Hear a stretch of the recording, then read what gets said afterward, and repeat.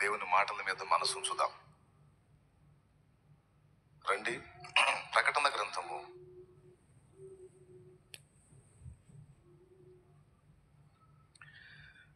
3వ అధ్యాయము. ప్రకటన గ్రంథము 3వ అధ్యాయము.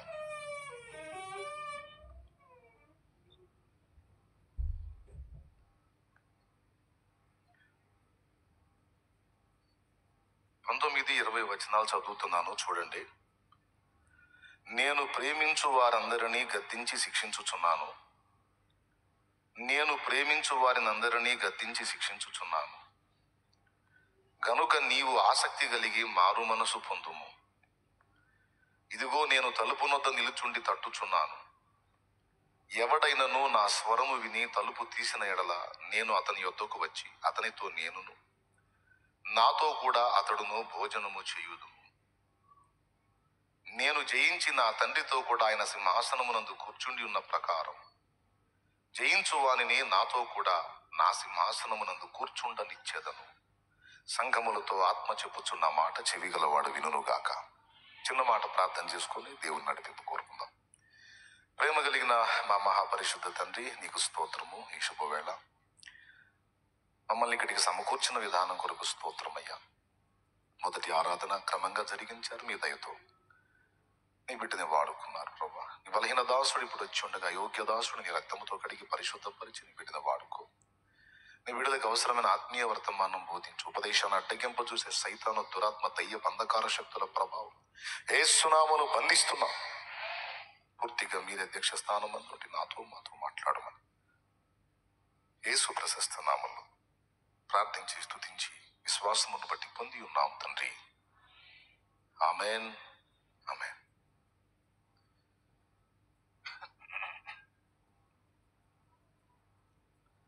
ప్రభునందు ప్రియులారా, ప్రకటన గ్రంథంలో ఇప్పుడు మనం చదువుకున్నటువంటి ఈ వాక్య భాగం కాసేపు మీరు జాగ్రత్తగా వినాలి. ఎక్కడోళ్ళు అక్కడ కూర్చోండి. ఇంకా తిరగొద్దునానా, అటు ఇటు తిరగొద్దమ్మా. ఆ చివర కూడా కొంతమంది నిలబడి కనపడుతున్నారు. కూర్చోండి, ఎక్కడోళ్ళు అక్కడ కూర్చోండి. దేవుని వాక్యం వినాలనుకుంటే. లేదు, తిరిగేదానికి వస్తే రోడ్డు మీదకి పోయి తిరుగుతూ ఉండండి కూటం అయిన దాకా. సన్నిధిలో తిరగొద్దునానా, కూర్చోండి ఎక్కడోళ్ళు అక్కడ. పిల్లలు ఉంటే పిల్లల్ని చిన్నపిల్లల ప్రార్థనకు పంపించేసేయండి. రైట్. ప్రకటన గ్రంథంలో ప్రారంభంలోనే దేవుడు 7 సంఘములకు లేఖలు రాయించాడు. 7 సంఘాల్లో మొదటిది ఎఫెస్సులోనున్న సంఘపు దూత అన్నాడు, ఎఫెస్సు సంఘము. రెండవది స్ముర్ణ, మూడవది పెర్గము, నాలుగవది తుయతైరా, ఐదవది సార్దిస్, ఆరవది ఫిలదెల్ఫియా, 7వది లవోదికయ.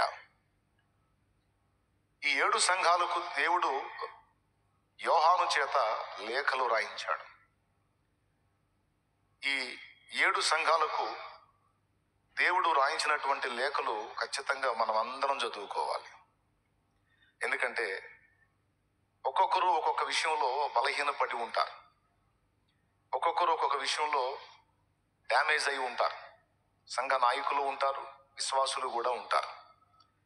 విశ్వాసులు ఎప్పుడు డ్యామేజ్ అవుతారంటే ఎక్కువ శాతం నాయకులు డ్యామేజ్ అయినప్పుడు విశ్వాసులు కూడా డ్యామేజ్ అవుతారు. అందుకే ముందు నాయకత్వాన్ని బ్యాలెన్స్ చేయడానికి దేవుడు ఇష్టపడ్డాడు. యథా రాజా తథా ప్రజ అంటారు కదా. అలాగే ఒక సంఘానికి ఒక కాపరిని దేవుడు నియమించినప్పుడు ఆ కాపరి యొక్క నడిపింపును బట్టే విశ్వాసులు ఉంటారు. గనక ముందు సరిచేయబడవలసింది కాపరి, నాయకుడు. వానిని బట్టి ఇక మంద కూడా బ్యాలెన్స్ అవుతుంది. అందుకని నాయకులకు లేఖలు పంపించాడు. అక్కడ దూతకు రాయుము అంటాడు. కొన్ని సంఘాల్లో నాయకుడు ఎలాగో విశ్వాసులు అలాగే ఉన్నా, కొన్ని సంఘాల్లో నాయకుడు ఒకవేళ బ్యాలెన్స్ తప్పిన విశ్వాసులు బ్యాలెన్స్ గానే ఉంటారు. ఆ సన్నివేశం సార్థీస్లోనున్న సంఘంలో జరిగింది. జీవించుచున్నావన్న పేరు మాత్రం ఉన్నది గాని నీవు మృతుడవే అని సార్థీస్లోనున్న సంఘపు దూతకు దేవుడు మాట్లాడాడు. గాని అయితే తమ వస్త్రములను అపవిత్ర పరచు కొనని వారు కొందరు నీలో ఉన్నారు అన్నాడు. అంటే నువ్వు తేడా పడ్డావు, కానీ నీ దగ్గర నిన్ను వెంబడించే వాళ్ళలో కొంతమంది పర్ఫెక్ట్గా ఉన్నారు బాబు, వాళ్ళని నేను దృష్టిస్తున్నాను అన్నాడు. కొన్ని సందర్భాల్లో నాయకుడిని బట్టి నాయకుడు ఎలాగుంటే మంద కూడా అలా తయారైద్ది. కొన్ని సంఘాలలో నాయకుడు దారి తప్పినా సరే సంఘం మాత్రం దేవుని వాక్యాన్ని చూసుకొని వాళ్ళైతే జాగ్రత్తగా బ్రతుకుతారు. అలాంటివి కూడా ఉన్నాయి సంఘాలు. అయితే ఇక్కడ గమనించే విషయం ఏంటంటే 7 సంఘాలలో ఉన్న పరిస్థితులను ఎత్తి చూపడానికి దూతకు రాశాడు. చదివే వాళ్ళు ఏమనుకుంటారంటే సంఘపు దూతకు అంటే సేవకులు కదా, మనకు కాదు కదా అనుకునే అభిప్రాయం ఉంది. కానీ కాదు, అది విశ్వాసులు కూడా అందరికీ వర్తిస్తుంది. ఇక వినండి, 7 సంఘాలకు రాస్తూ 5 సంఘాలను విమర్శించాడు, 2 సంఘాలను ప్రోత్సహించాడు. స్ముర్ణ, ఫిలదెల్ఫీ అనే 2 సంఘాలని ప్రోత్సహించాడు. మిగిలిన 5 సంఘాలకు లోపాలు చెప్పాడు. ఎఫెసులోనున్న సంఘానికేమో మొదటి ప్రేమ నీలో కొదువైంది అని చెప్పాడు. పెర్గములోనున్న సంఘానికేమో మరికొన్ని దిద్దుబాట్లు చెప్పాడు. ఏం చెప్పాడు?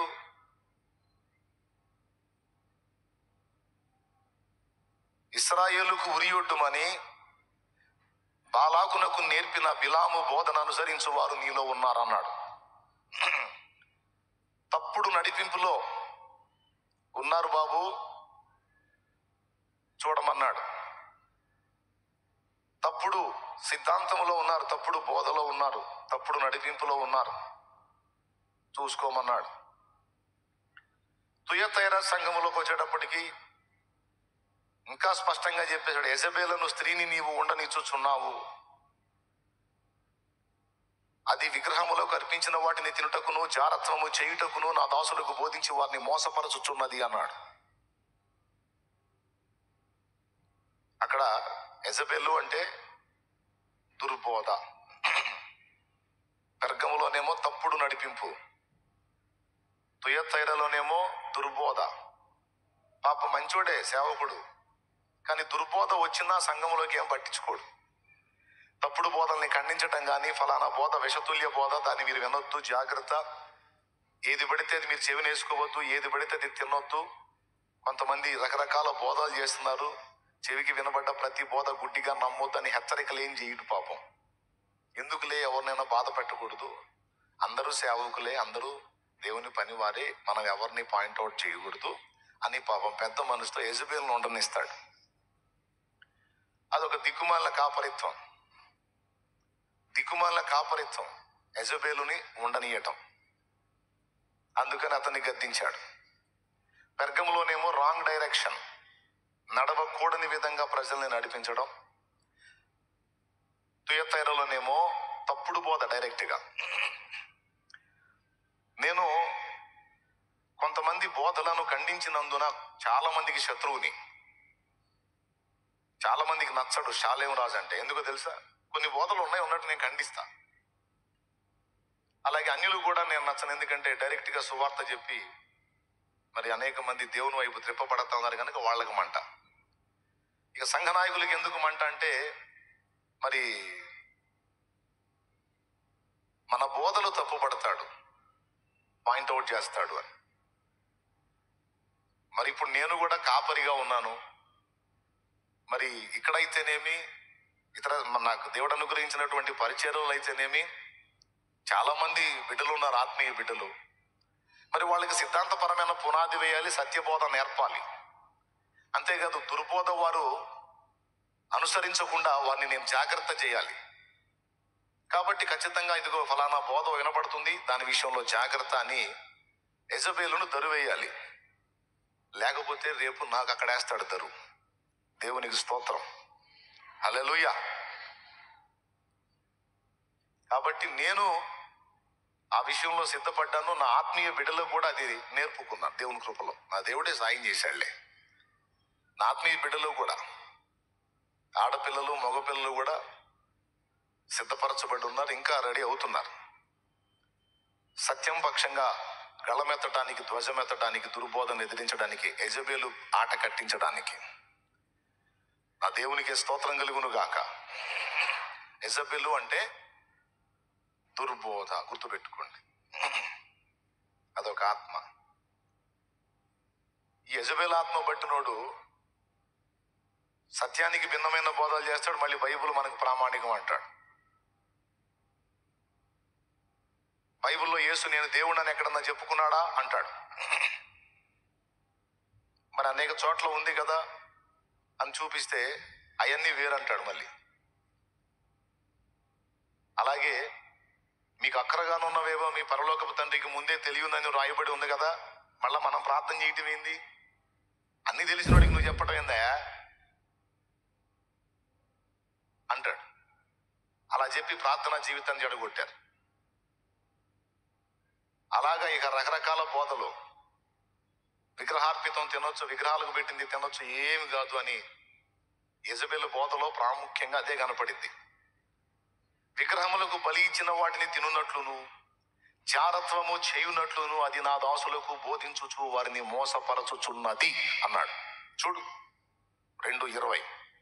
అయినను నీ మీద తప్పు ఒకటి నేను మోపవలసి ఉన్నది, ఏమనగా తాను ప్రవక్తనని చెప్పుకొనుచున్న యెజబెలను స్త్రీని నీవు వండనిచ్చుచున్నావు. జారత్వము చేయుటకును విగ్రహములకు బలి ఇచ్చిన వాటిని తినుటకును అది నా దాసులకు బోధించుచు వారిని మోసపరచుచున్నది. వారిని మోసపరచుచున్నది అంటే విగ్రహములకు బలి ఇచ్చిన వాటిని తినొచ్చు అని చెప్పే బోధ, ఈ శరీరంతో మనం ఏం చేసుకున్నా ప్రాబ్లం లేదు అని చెప్పే బోధ మోసకరమైన బోధ, మోసగించుచున్నది అన్నాడు. యెజబెల్ బోధ. మళ్ళీ ఏమేం చెప్పుకుంటుందంట? నేను పెద్ద మనిషిని చెప్తుందంట, ప్రవక్తిని. తాను ప్రవక్తినని చెప్పుకొనుచున్న యెజబెలను స్త్రీని నీవు ఉండనిచ్చుచున్నావు అన్నాడు. అంటే తప్పుడు బోధకు అవకాశాలు ఇస్తారు కొంతమంది కాపరులు. ఇప్పుడు కొన్ని బోధలు ఉన్నాయి, అవి కొంచెం బ్యాలెన్స్ అటు ఇటు అయినా ఇబ్బంది లేదు. కానీ కొన్ని బోధలు ఉన్నాయి, అవి డేంజర్ అన్నమాట. ఆ బోధల్ని రానిచ్చామంటే ఖచ్చితంగా విశ్వాసులు నాశనం అవుతారు. కాబట్టి కొన్ని విషయాల్లో ఖండితంగా ఉండాల్సిందే, కొన్ని విషయాల్లో ఎగ్జామ్షన్ ఇస్తాం. కాబట్టి 4వ సంఘముగా తుయతైరా సంఘములో ఏం ఖండించాడు? దుర్బోధను ఖండించాడు. ఇక సార్దీస్ సంగతి వచ్చేటప్పటికి 5వ సంఘము, సార్దీస్ సంఘంకి వచ్చేటప్పటికి నాయకుడు అన్నాడు, జీవించుచున్నావన్న పేరు మాత్రం ఉంది కానీ నువ్వు మృతుడవే అన్నాడు. అంటే చూసేవాళ్లకు నువ్వేదో ఉన్నట్టుగా ఉన్నావు, నీ సంఘము జీవించి ఉన్నట్టుగా ఉంది కానీ నా దృష్టిలో మాత్రం చచ్చిన స్థితిలో ఉన్నారు. అంటే మీ భక్తి అంతా కూడా ఆచారాలకే ముడిపడి ఉంది కానీ మీలో ఆత్మీయత లేదు అని నిర్ద్వందంగా ఖండించాడు. మిగిలిన వాళ్ళు కూడా చచ్చేటట్టున్నారు, కొంతమంది ఆల్రెడీ ఆత్మీయంగా చచ్చారు, మిగిలిన వాళ్ళు కూడా చచ్చేటట్టున్నారు. చావనై ఉన్న మిగిలిన వాటిని తిరిగి బలపరచమన్నాడు. నేను చెప్పేది అర్థమవుతుందా? కొన్ని సంఘాల్లో ఇలాంటి పరిస్థితి ఉంది. ఇది 5వ సంఘానికి ఇచ్చిన హెచ్చరిక. ఇక స్ముర్న, ఫిలదెల్ఫియా 2 సంఘాలను మెచ్చుకున్నాడు. ఇవి శ్రమలలో ఉన్న సంఘాలు, విశ్వాసములో స్థిరపడిన సంఘాలు, వాక్యమే పునాదిగా వేసుకున్న సంఘాలు, దేవుని కొరకు ఎంతటి త్యాగానికైనా పూనుకున్న సంఘాలు. దేవుడిచ్చే లాభాలు మేలులే కాదు, దేవుని నిమిత్తం శ్రమ కూడా మనం అనుభవించాలని ఫిక్స్ అయిన సంఘాలు ఈ 2 సంఘాలు. అగ్ని పరీక్షకు నిలబడేటట్టు తమను తాము సిద్ధపరచుకున్న సంఘాలు స్ముర్న, ఫిలదెల్ఫియా. ఈ 2 సంఘాలు కూడా ఇతరుల చేత బాధించబడ్డాయి. ఈ 2 సంఘాలు కూడా ఇతరుల చేత శ్రమ పెట్టబడ్డాయి. అందుకే ఒక సంఘంతో అంటాడు, సాతాను మిమ్మును పట్టి చెరలో వేయించబోతున్నాడు, 10 దినములు మీకు శ్రమ కలుగును, అయితే మరణం వరకు నమ్మకంగా ఉండు, నేను నీకు జీవ కిరీటం ఇచ్చేదని అంటాడు. స్ముర్న అంటే 2వ సంఘంతో, అంటే కొంతమంది ఇతరుల చేత బాధించబడ్డారు. వాళ్ళ ఆర్థిక స్థితిగతులు కూడా అంతంత మాత్రమే. నీవు దరిద్రుడిని అనుకుంటున్నావు కానీ నీవు ధనవంతుడవే అన్నాడు. అలాగే నీవు శ్రమ పొందుతున్నావు, తప్పకుండా నీకు విడుదల వచ్చింది, 10 దినములే అంటే కొద్ది కాలమే నీ శ్రమ, ఏం భయపడొద్దు, నమ్మకంగా ఉండు. ఆ శ్రమలో కూడా నువ్వు నా వైపు చూస్తూ నమ్మకంగా ఉండు, నేను నీకు విడిపించడమే కాదు నీ కిరీటం పెడతాను అన్నాడు. హల్లెలూయా. ఫిలదెల్ఫియా సంఘం దగ్గరకు వచ్చేటప్పటికి ఫిలదెల్ఫియా సంఘం కూడా శ్రమ పొందింది ఇతరుల చేత. తాము యూదులు కాకయే యూదులమని చెప్పుకొనుచున్న సాతాను సమాజపు వారిని తీసుకొచ్చి నీ పాదముల యొద్ద పడవేతును, నేను నిన్ను ప్రేమించితునని వారు తెలుసుకునేటట్టు చేస్తా అన్నాడు. అంటే వాళ్ళ చేత వీళ్ళు ఇబ్బంది పడ్డారు. ఫిలదెల్ఫియా సంఘం అంటే ఇతరుల చేత బాధించబడ్డారు, నిందించబడ్డారు, అవమానపరచబడ్డారు, దూషణ పాలయ్యారు. వాళ్ళతో అంటున్నాడు, వాళ్ళందరినీ తెచ్చి నీ కాళ్ళ దగ్గర పడేస్తా, నేను నిన్ను ప్రత్యేకంగా ప్రేమించానని వాళ్ళకి అర్థమయ్యేటట్టు చేస్తా అన్నాడు. అయిపోయినాయి 6 సంఘాలకి. ఇప్పుడు మీరు చెప్తారన్నమాట, మొదటి సంఘానికి ఏం వార్నింగ్ ఇచ్చాడు? ఆ మొదటి సంఘం ఏది? ఎఫెస్సులోనున్న సంఘం ఏం మిస్ అయింది? మొదటి ప్రేమను కోల్పోయింది. మీకు అంత సీన్ లేదు, నేను చెబుతానండి. స్తోత్రం. ఏం కోల్పోయింది? మొదటి ప్రేమను కోల్పోయింది. స్మరణలో ఉన్న సంఘము దేవుని నిమిత్తము శ్రమ పడింది. పెర్గములో ఉన్న సంఘము తప్పుడు నడిపింపును కలిగి ఉంది. తుయతైర సంఘము దుర్బోధకు స్థానం ఇచ్చింది, మొహమాటానికి. బ్రదర్, మన అందరితో ఐక్యంగా ఉండాలి బ్రదర్. నీ బొంద బ్రదర్. దుర్బోధ చేసేవాడితో ఐక్యత ఏంది బ్రదర్? సత్యమందు నీవు స్థిరంగా ఉంటే నిన్ను బట్టి మందు ఉంటుంది. దుర్బోధతో నువ్వు ఐక్యపరచబడేది ఏంది? దుర్బోధ సంబంధులతో ఐక్యపరచబడేది తప్పదు. మానవరీత్యా అయితే ఎవరైనా మానవరీత్యా బాధపడుతుంటే ఎవరి కోసమైనా ప్రార్థన చేస్తాం, కానీ వారి బోధను మాత్రం ఏకీభవించం అనే తీర్మానం ఉండాలి. మరి మనం ఐక్యంగా ఉండాలి బ్రదర్. అంటే మరి వాళ్ళతో కూడా, అన్యులతో కూడా ఐక్యంగా ఉందాం రా. మరి కుదరదు. 4వది ఏం చేసింది తప్పు? యెజబేలును ఉండనిచ్చింది. దుర్బోధకు మొహమాటం కొద్దీ సంధించింది అనమాట. ఇక దుర్బోధ ఏం చేసింది? ప్రజలు వెళ్ళకూడని రూట్లలోకి వెళ్ళేటట్టు చేసింది. ఇక 5వది, చూడటానికైతే బతికున్నట్టు కనపడుతుంది కానీ దేవుని దృష్టిలో చచ్చినట్టుంది. 6వది, దేవుని నిమిత్తం మాటలు పడింది, దూషణ పడింది. యూదులు కాకయే యూదులుగా చెప్పుకుంటున్నటువంటి సాతాను సమాజపు వారిని ఎదుర్కొంది, వారి ద్వారా బాధను అనుభవించింది. దేవుడు కృపనిచ్చాడు. ఇక 7వది, ఇప్పుడు మన పాఠ్యాంశం లేకపోతే మన ధ్యానాంశం. దేవునికి స్తోత్రం. హల్లెలూయా. ఇది లవోదికయ సంఘం. సూపర్. ఇది ఇప్పుడు 6 అయిపోయినాయిగా. ఏం చెప్పాను 6 సంఘాలకి? ఇప్పుడు మీరు చెప్పండి. మొదటిది ఏం తేడా పడింది? ప్రేమ కోల్పోయి, మొదటి ప్రేమ, రైట్. 2వది స్మరణ, దేవుని కోసం శ్రమ పడింది. పెర్గము తప్పుడు నడిపింపుకి వెళ్ళిపోయింది. తుయతైరా యెజబేల్ అని ఎత్తలేదే. అది మర్చిపోయారేమో అనుకున్నాలే. యెజబేల్. 5వది, ఆత్మీయత చచ్చి ఆచారంగా మాత్రమే బతికుంది. ఆత్మీయత చచ్చి ఆచారంగా మాత్రమే బతికుంది. 6వది, ఫిలదెల్ఫియా దేవుని నిమిత్తం నిలబడి, సత్యవాక్యం కోసం నిలబడి, యూదులు కాక యూదులు అని చెప్పుకొనుచున్న సాతాను సమాజపు వారి చేత శోధింపబడింది. రైట్, బాలే చెప్పారు. సోవరం. డెవలప్ అయ్యారు మీరు కూడా. ఇప్పుడు 7వది, ఇక్కడ అంటున్నాడు, జీవించుచున్నావన్న పేరు మాత్రమే ఉంది కానీ నువ్వు మృతుడు అని సార్థి సంఘంతో అన్నాడు. అది వీరు. ఇక్కడ ఇంకా దారుణంగా తిడతాడు. ఏమంటాడంటే చూడండి,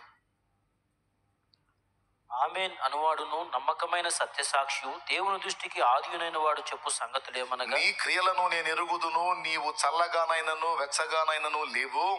నీవు చల్లగానైనను వెచ్చగానైనను ఉండిన మేలు, నీవు వెచ్చగానైనను చల్లగానైనను ఉండక నులివెచ్చనగా ఉన్నావు గనుక నేను నిన్ను నా నోట నుండి ఉమ్మి వేయను ఉద్దేశించుచున్నాను అని ఇక ఎడతనాడు. చూడండి, నీవు దౌర్భాగ్యుడవు 1, దిక్కుమాలిన వాడవు 2, దరిద్రుడవు 3, గ్రుడ్డి వాడవు 4, దిగంబరుడవునై ఉన్నావని ఎరుగక, నేను ధనవంతుడను, ధనవృద్ధి చేసి ఉన్నాను, నాకేమీ కొదవలేదని చెప్పుకొనుచున్నావు. నీవు ధనవృద్ధి చేసి కొనున్నట్లు అగ్నిలో పుటము వేయబడిన బంగారమును, నీ దిశమూల సిగ్గు కనబడకుంటున్నట్లు ధరించుకున్నట్టుకు తెల్లని వస్త్రములను, నీకు దృష్టి కలుగున్నట్లు నీ కన్నులకు కాటుకును నా యొద్ద కొనుమని నీకు బుద్ధి చెప్పుచున్నాను. ఇది ఇంకా దారుణం, బాగా వినాలి. నేను ప్రేమించు వారిని అందరినీ గద్దించి శిక్షించుచున్నాను అన్న మాట గుర్తుపెట్టుకోండి. ఏమన్నాడు చెప్పండి? నేను ప్రేమించు వారిని అందరినీ గద్దించి శిక్షించుచున్నాను. మిగిలిన సంఘాలతో పోల్చుకుంటే అన్నిటికంటే చాలా ఇబ్బందికరంగా ఉన్న సంఘం లవోదికయ సంఘం.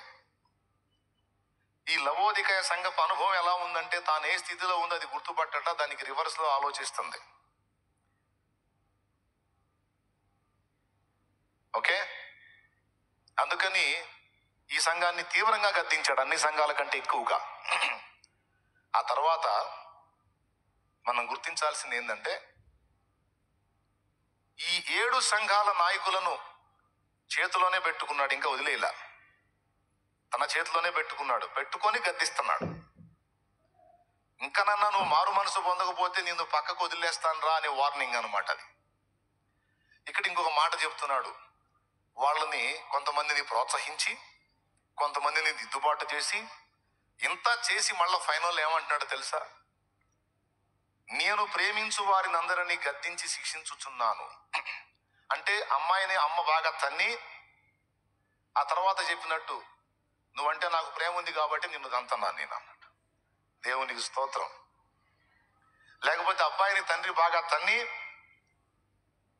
నిన్ను ఎంతో ప్రేమిస్తున్నాను కాబట్టి నీ మీద నేను చేయి చేసుకున్నాను రా, నిన్ను ప్రేమించకపోతే నిన్ను టచ్ కూడా చేసేవాడిని కాదు. లోకంలో చాలా మంది చెడిపోతున్నారు. అందరినీ కొడుతున్నానా, తిడుతున్నానా, పట్టించుకుంటున్నానా? నిన్ను ఎందుకు చేయి చేసుకున్నాను? నా బిడ్డవు కాబట్టి. నువ్వు చెడిపోతుంటే చూస్తూ ఉండటం నా తండ్రి ధర్మం కాదు కాబట్టి నేను కొట్టాను. ఎందుకు కొట్టాను అని డైరెక్ట్ గా చెప్పే తండ్రి ఉంటాడు, లేదా తల్లికి చెప్పి సమాచారం పంపించే తండ్రి ఉంటాడు. తండ్రి అని వాడు ఏడుస్తున్నాడు, పో చెప్పుకో, ప్రేమను బట్టి కొట్టానని చెప్పు, లేకపోతే వాడి మీద నాకేం కక్ష పగ చెప్పు అంటే ఏం పోయి, అయ్యా నాన్నకు నువ్వంటే అంత ప్రేమ,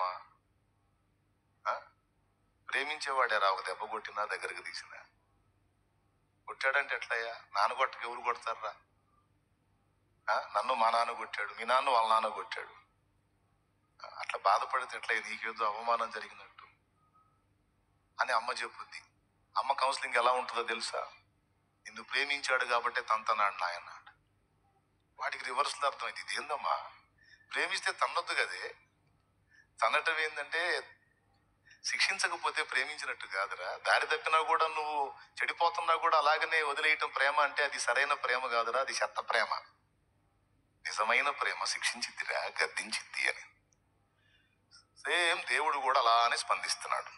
7 సంఘాల్లో 5 సంఘాలను తిట్టి, కొన్నిటిని బట్టి మెచ్చుకొని కొన్నిటిని బట్టి దిద్దుబాటు చేసి, నేను ఇలా అంటున్నానని మీరేం ఫీల్ అవ్వద్దు, నేను ప్రేమించు వారిని అందరినీ గద్దించి శిక్షించుచున్నాను అన్నాడు. ప్రియులారా, ఇక్కడ మీకు 2 విషయాలు నేను చెప్పి ప్రార్థన చేస్తాను. దేవుడు మన ఎడల తానేమై ఉన్నాడో మనము ఎరుగవలెనని కోరుకుంటున్నాడు. మన ఎడల తానేమై ఉన్నాడో మనం తెలుసుకోవాలని దేవుడు కోరుకుంటున్నాడు. అందరు వినండి, ఇక్కడ ఉన్నోళ్ళు, లైవ్ లో జూమ్ లో ఉన్నోళ్ళు, అప్పుడప్పుడు ఆళ్ళ మొక్కలు కూడా ఏనన్నా అందరు జాగ్రత్తగా వినండి. ఏం చెప్తున్నాను ఇప్పుడు? ఏం చెప్పాను? దేవుడు మన ఎడల తానేమై ఉన్నాడో మనము ఎరుగవలెనని కోరుకుంటున్నాడు. ఇది దేవుని కోరిక. దేవునికి మించినటువంటి గొప్ప సబ్జెక్టు, పరిశోధన అంశం ఇంకొకటి లేదు అని గతంలో చెప్పా. తర్వాత దేవుడు మన ఎడల ఏమై ఉన్నాడో, మనకేమై ఉన్నాడో, అసలు మన ఎడల ఎలాంటి స్పందనలు ఆయన కలిగి ఉన్నాడో మనం తెలుసుకోవాలి. దేవుణ్ణి మనం ఎంతగా ఎరిగి ఉంటామో, ఎంతగా తెలుసుకోగలుగుతామో అంతగా ఆయనకి దగ్గర కాగలుగుతాం, అంతగా ఆయనకి ఇష్టమైన అడుగులు వేయగలుగుతాం. దేవుని దగ్గరికి మనం రావటమే కాదండి, చాలా మంది ఇక్కడ కూర్చున్న వాళ్ళలో కొంతమంది ఆదివారం చర్చికి పోతే మంచిదని వచ్చేవాళ్ళు ఉంటారు. కొంతమంది దేవుని సన్నిధికి వచ్చి దేవుని వాక్యం విని నేర్చుకునే మనసుతో వచ్చేవాళ్ళు ఉంటారు. నేను చెప్తున్నాను, చర్చికి పోతే మంచిది అనుకొని మీరు వచ్చిపోతే ఏం ప్రయోజనం లేదు. కానీ అసలు మీరు ఏ దేవుని దగ్గరకు వచ్చారో ఆ దేవుడు యేసు ప్రభుని గురించి, ఆయన ఏమై ఉన్నాడో, నీ ఎడల ఏమై ఉన్నాడో నువ్వు తెలుసుకోవటం నీకు ప్రయోజనం, నీకు మంచిది. ఖచ్చితంగా ఆయనను గూర్చి తెలుసుకోవడానికి నీ మనసునివ్వాలి. ఆయనను గూర్చి తెలుసుకోవాలి. తెలుసుకోవటం నువ్వు ఎంత తెలుసుకుంటే అంత నీకే మంచిది. మిగిలిన వేటిని గురించి తెలుసుకున్నా తెలుసుకోపోయాను. మీలో చాలా మందికి కొంచెం సీనియర్స్గా ఉన్న వాళ్ళకి డౌట్ వస్తూ ఉంటుంది. బైబిల్లో దెబోరా ఉంది, దెబోరా గురించి ఒకరోజు చెప్పొచ్చు. గిద్యోను ఉన్నాడు, ఒకరోజు చెప్పొచ్చు. అలాగే బాలాకు బిలాం వాళ్ళు ఉన్నారు, ఒకరోజు చెప్పొచ్చు. కయ్యను హేబెలు ఉన్నారు, ఒకరోజు చెప్పొచ్చు. హనోకు ఉన్నాడు, ఒకరోజు చెప్పొచ్చు. నోవాహు ఉన్నాడు, ఒకరోజు చెప్పొచ్చు. ఏమండి, అబ్రహాం ఒకరోజు చెప్పొచ్చు. అలాగే ప్రవక్తల పుస్తకాల్లో ఒకరోజు చెప్పొచ్చు. ఒక్కొక్క ప్రవక్తతో ఒక్కొక్కసారి చెప్పొచ్చు. అలా బైబిల్లో ఇంకా వేరే వ్యక్తులే లేనట్టు యెహోషువ ఉన్నాడు చెప్పొచ్చు, మోషే ఉన్నాడు చెప్పొచ్చు, కొరహు ఉన్నాడు చెప్పొచ్చు, అహరోను ఉన్నాడు చెప్పొచ్చు, ఫినెహాసు ఉన్నాడు చెప్పొచ్చు, ఎలియాజరు ఉన్నాడు చెప్పొచ్చు. బైబిల్లో చాలా మంది వ్యక్తులు ఉన్నారు. వీళ్ళందరి గురించి ఎక్కువ టచ్ చేయడేంది శాలేమన్నా? అన్ని ధర్మ సందేహం మీలో కొంతమందికి ఉండొచ్చు. ఎందుకు నేను అవన్నీ ప్రస్తావించట్లేదంటే, అవన్నీ కూడా చెప్పుకోవచ్చు సబ్జెక్ట్ వైజ్గా. ఎక్కువ శాతం నేను నా ఉపదేశంలో దేవుణ్ణి ఎక్స్పోజ్ చేయడానికి ప్రయత్నం చేస్తూ ఉంటా. కొంతమంది భక్తుల్ని చూపించి వాళ్ళ ఎడల దేవుడు నడుచుకున్న తీరు, దేవుడు మన ఎడల ఏమై ఉన్నాడో, అసలు ఎలా కదులుతాడో, అసలు దేవుడు, ఆయన వ్యక్తిత్వం, ఆయన వ్యవహారం, ఆయన విధానం నేను గ్రహించుకొని నాకు అవగాహన కలిగిన పరిధిలో మీకు కూడా అవగాహన కల్పించడానికి ఎక్కువ లైక్ చేస్తా, ఇష్టపడతాను నేను. డిఫరెంట్ అంశాలు చెప్పి అదేదో మెప్పు కోసం తిప్పలు పట్టడం, రోజు ఒక వ్యక్తి గురించి, ఒక భక్తుని గురించి తెలుసుకోవటం కాకుండా ఎక్కువ శాతం ఈ భక్తులందరూ ఎవరిని ఆశ్రయించారో ఆయనను గురించి మనం గ్రహించుట, తెలుసుకొనుట, ఆయనను అనేక షేడ్లలో చూడటం అనేది నాకు ఇష్టమైన విషయం. నేను చూసేదంతే, నేను మీకు బోధించేది కూడా అంతే. ఎందుకంటే మనకు కేంద్ర బిందువు ఆయన. దావీదుని గురించి మనం బాగా స్టడీ చేసామనుకో, ఉరియాలు బెత్షెబాలు ఎంటర్ అవుతారు ఎక్కడో చోట. యేసయ్యని గురించి బాగా స్టడీ చేసామనుకో, ఉరియాలు బెత్షెబాలు యేసయ్య దగ్గర ఏడున్నారు? దేవునికి స్తోత్రం కలుగునుగా. అబ్రహాము గురించి బాగా ధ్యానం చేసి బుర్రకి ఎక్కించుకున్నాం అనుకో, ఒక హాగర్ ఎంటర్ అవ్వచ్చు. దేవునికి స్తోత్రం కలుగునుగాక. యేసయ్యని బాగా ధ్యానం చేసామనుకో, హాగర్ ఉండదు ఇక. ఇష్మాయేలు గొడవే లేదు. స్తోత్రం. ఏమైనా అర్థం అవుతుందని నేను చెప్పేది? అందుకే మనం స్టడీ చేయాల్సినటువంటి అంశము యేసు. మనం స్టడీ చేయాల్సినటువంటి వ్యక్తి దేవుడు. భక్తుల నుంచి కూడా కొన్ని మనం నేర్చుకోగలుగుతాం, కానీ సంపూర్ణంగా యేసులో నేర్చుకోగలుగుతాం, సంపూర్ణంగా దేవుని యొద్దే పొందగలుగుతాం. భక్తుల నుంచి అరాకొర మనం తెలుసుకోగలుగుతాం, కానీ కంప్లీట్ పరిపూర్ణుడు యేసయ్య. అందుకే ఆయనను గురించి, ఆయన వ్యక్తిత్వాన్ని గురించి, వ్యవహారాన్ని గురించి, అలాగే పరలోక తండ్రిని గురించి ఎక్కువ మీకు గ్రహింపు కలిగించి మిమ్మల్ని ఆయనకి దగ్గర చేయడానికి, భక్తులకు దగ్గర కాదు, దేవునికి దగ్గర. భక్తుల్ని హీరోస్ కాకుండా దేవుని మీకు హీరోగా చూపించడానికి ఎప్పుడు నా హృదయం పరితపించింది. అది రహస్యం.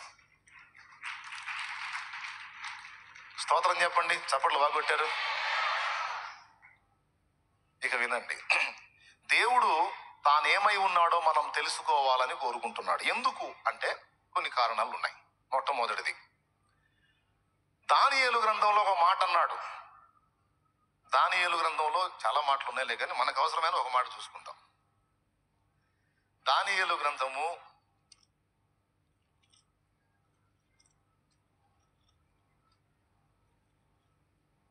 11వ అధ్యాయము 32వ వచనం చదువుతాను చూడండి. తమ దేవుని ఎరుగువారు బలము కలిగి గొప్ప కార్యములు చేసెదరు అన్నాడు. స్తోత్రం. ఏమన్నాడు? తమ దేవుని ఎరుగువారు బలము కలిగి గొప్ప కార్యములను చేసెదరు అన్నాడు. ఆ మాట ఎప్పుడన్నా ఆలోచించారా మీరు? గొప్ప కార్యాలు సాధించాలి అంటే గొప్ప దేవుణ్ణి నువ్వు ఎరిగి ఉండాలి. నువ్వు ఆయన్ని ఎంతగా ఎరిగి ఉంటావో నీకు తెలియకుండానే అంత గొప్ప కార్యములను నీవు సాధించగలుగుతావు. నీకు తెలియకుండానే అయిపోతుంది అది. దేవునికి స్తోత్రం కలుగును గాక. హల్లెలూయా. తెలుసా మీకు ఆ సంగతి? గొప్ప కార్యాలు సాధించాలని ఎంతమందికి ఆరాటం ఉంది? అకాయ్ వింటున్నావా? మరి అది చూస్తున్నా. గొప్ప కార్యాలు సాధించాలని ఎంతమందికి ఉంది? అందరికి ఉంది. అట్లయితే సూత్రం ఏంటంటే నువ్వు దేవుణ్ణి బాగా ఎరుగు. నీ ఎడల ఆయన ఏమై ఉన్నాడో, ఆయన హృదయం ఏమిటో, ఆయన మనసు ఏమిటో నువ్వు ఎంతగా ఎరిగుంటావో, ఏమేమి ఎరగాలో తర్వాత చెప్తాను. ముందు దేవుణ్ణి ఎరిగితే ఏం చేస్తావో చెప్తున్నాడు ఇక్కడ. గొప్ప కార్యాలు చేస్తారట. దేవుణ్ణి ఎరుగువారు గొప్ప కార్యాలు సాధిస్తారు. ఒకటి. రెండవది, దేవుణ్ణి ఎరిగిన వారు ప్రతికూలతలలో సిగ్గుపడరు. దేవుణ్ణి ఎరిగిన వారు ఎన్ని అవమానములు ఎదురైనా సిగ్గుపడరు. మొదటిది ఏమన్నాను? బలము కలిగి గొప్ప కార్యాలు చేస్తారన్నాను. దేవుణ్ణి ఎరిగినోడికి బలం కలిగిద్ది. దేనికి అంటే గొప్ప కార్యాలు సాధించటానికి. ఆ బలం ఏ విధంగానైనా, అది శరీర బలమో, జ్ఞాన బలమో, బుద్ధి బలమో. ప్రపంచ ప్రఖ్యాతిగాంచిన శాస్త్రవేత్తలలో దాదాపు 80% మంది దేవుణ్ణి ఎరిగి సాధించినోళ్లే. నువ్వు వేసుకున్న చొక్కా కుట్టు మిషన్ కనిపెట్టినోడి దగ్గర నుంచి నువ్వు ఎగిరే ఫ్లైట్ వరకు, పైకి ఎగిరేటువంటి ప్రయాణ మాధ్యమం వరకు, అన్ని దాదాపు చాలా వరకు బైబిల్ ఎరిగినోళ్ళు, దేవుని ఎరిగినోళ్ళు, వాక్యం చదివినోళ్ళు, చూపులకు పిచ్చోళ్ళ కనపడ్డోళ్ళు, శరీర బలహీనలు, వాళ్ళే కనుక్కుంది. మొత్తం వీళ్ళు రైట్ సోదరులు, మొత్తం క్రిస్టియన్సే. చూడండి వాళ్ళని పరిగెత్తితే వాళ్ళు ఏం చూస్తారు? అదిగో క్రైస్తవులే వాళ్ళు, యేసుప్రభుని నమ్ముకున్నాళ్ళు.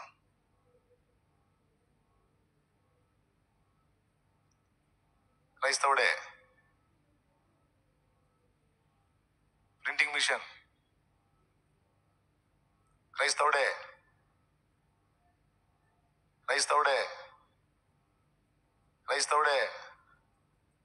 థామస్ ఆల్వా ఎడిసన్ గురించి చాలాసార్లు చెప్పాను నేను మీకు. ఈ రకంగా ఇస్తే ఇన్ని వస్తాయి. రేడియో కనుక్కుంది కూడా ఆయన. ఎవరు? ఇంకొక క్రైస్తవుడే.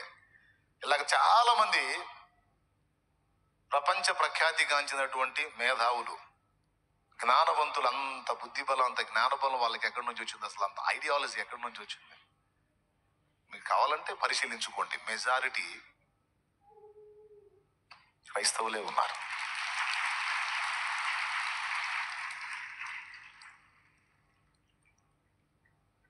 ఎలా వచ్చింది వీళ్ళకి ఆ ఐడియా, అంత జ్ఞానం, ఆ బలం ఎక్కడి నుంచి వచ్చింది? అందరూ ఆలోచించిన దానికి భిన్నంగా ఎట్లా ఆలోచించారు అంటే దేవుడిచ్చిన శక్తి అది.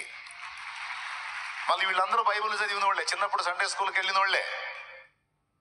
నేను అందుకే పిల్లల్ని సండే స్కూల్కి పంపించమ్మా, బజార్లో తిప్పవాకని చెప్పేది. ఆ పసితనంలో వాళ్ళకి వాక్య పునాది పడింది, దేవుని జ్ఞానం వచ్చేసింది. అది ఏ స్థాయికి వెళ్ళిందంటే అందరూ ఆలోచించేదానికి భిన్నంగా ఆలోచించి చాలా మందికి ఈరోజు బల్బు లేని ఇల్లుందా? లైట్ వేసుకుంటాడంటే, మతోన్మాది కూడా లైట్ వేసుకుంటాడంటే, క్రైస్తవుడు కష్టపడి జీవితాన్ని పణంగా పెట్టి కనుగొన్న దాన్ని వాడుకుంటున్నాడు. కెమెరా కనుక్కున్న దగ్గర నుంచి ప్రతి ఒక్కరూ పిన్నిసు గుండుసుతో సహా దేవుని బిడ్డలే. నేను చెబుతున్నా, ఒక దేవుని బిడ్డగా నువ్వు తక్కువ చదువు చదవడానికి వీల్లేదు. నీ క్లాసులో నిద్రమోకంది అనిపించుకోవడానికి వీల్లేదు. చవట దద్దమ్మా అనిపించుకోవడానికి వీల్లేదు తమ్ముడా. నువ్వు దేవుని తెలుసుకో, బాగా తెలుసుకో, దేవుని కలుసుకో, దేవునికి దగ్గరవు. ఆ గ్రాస్పింగ్ పవర్ దేవుడే ఇస్తాడు నీకు. గ్రహణ శక్తి, విషయాలను గ్రహించుకునే శక్తి, ఆ జ్ఞానం నా దేవుడే ఇస్తాడు నీకు. ఖచ్చితంగా సాధిస్తావు. భయపడొద్దు, కృంగిపోవద్దు. 100 సార్లు ప్రయత్నం చేశాడు, 1000 సార్లు ప్రయత్నం చేశాడు, 1000సారి ఫలించింది.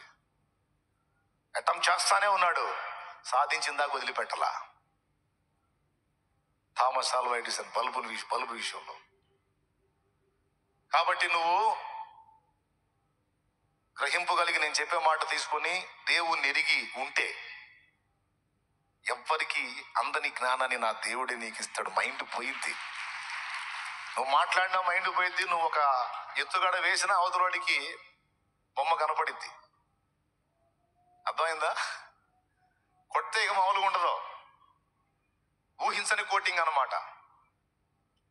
అసలు ఇలాంటి ఆలోచన మనం చేస్తామని అనుకోరు, కానీ మొహం పగిలిద్దు వాడికి. అలాంటి జ్ఞానాన్ని దేవుడు ఇస్తాడు నీకు.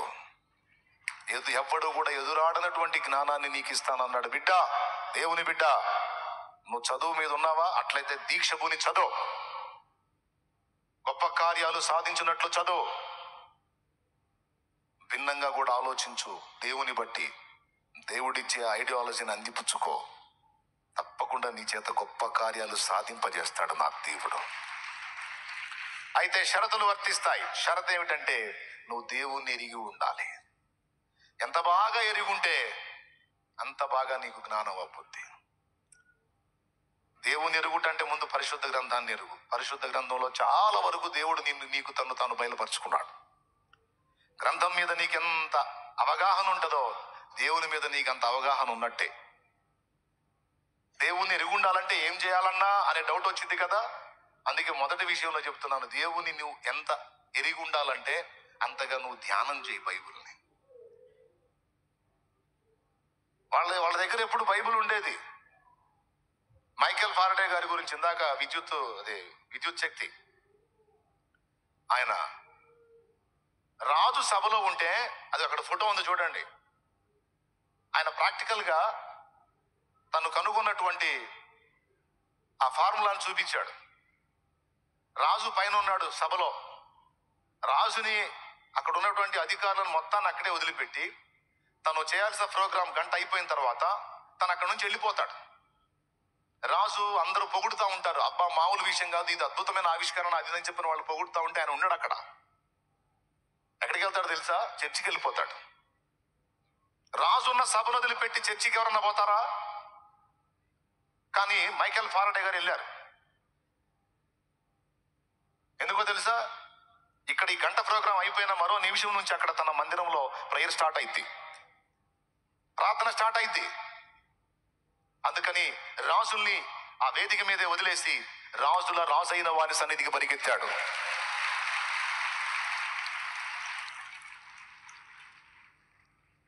ఏమండి, చర్చి అడిగిపోయింది, పాస్ట్ అడిగిపోతాడు, బోధ అడిగిపోయింది, వాక్యం అడిగిపోయింది, బైబిల్ అడిగిపోయింది. రాజు సార్ అక్కడ నీ ముందు కూర్చుంది, రాజును అలాగ వదిలేసి వచ్చేసావు. రాజు నీకు వంగి నమస్కరిస్తే ఆ గొప్ప విషయం మామూలుదా? అలాంటి రాజును వదిలిపెట్టి వచ్చేసావు నువ్వు అంటే ఏమంటాడు ఫారడే గారు, మైకేల్ ఫారడే గారు? ఒరే బాబు, నేను ఒకదాన్ని కనుగొన్నాను కాబట్టి రాజు నా ముందు అభివాదం చేశాడు. అదే నేను కనుగొన్నది ఏమీ లేదు, నేను ఒంటరిగాడిని అనుకో, వాళ్ళ గేటు దగ్గర అనిస్తాడు నన్ను. అలా రాజును చూడటానికి కుదిరిద్దా? నాకు కుదరదు కదా. కానీ నాకేమీ తెలియనప్పుడు, ఏమీ తెలియని ఒక బికారిగా నేను ఉన్నప్పుడు, ఇదిగో నా రాజు నన్ను రానిచ్చాడు. నేను ఏడుస్తుంటే, పిచ్చోడిని ప్రభా, జ్ఞానశూన్యుని ప్రభా అని ఏడుస్తుంటే, నా రాజు నన్ను దగ్గరికి తీసి కన్నీరు తుడిచి ఈ మేధాశక్తి నా రాజు నాకు ఇచ్చాడు. ఈరోజు రాజులు నా కాలు మొక్కుతున్నారంటే దానికి కారణం వాళ్ళు గొప్పతనం కాదు, వాళ్ళు గొప్పవాళ్ళే కాదు రా నాయన, నా దేవుడు నన్ను అలా చేశాడు. లేకపోతే వాళ్ళు నన్ను ఎందుకు పట్టించుకుంటారు?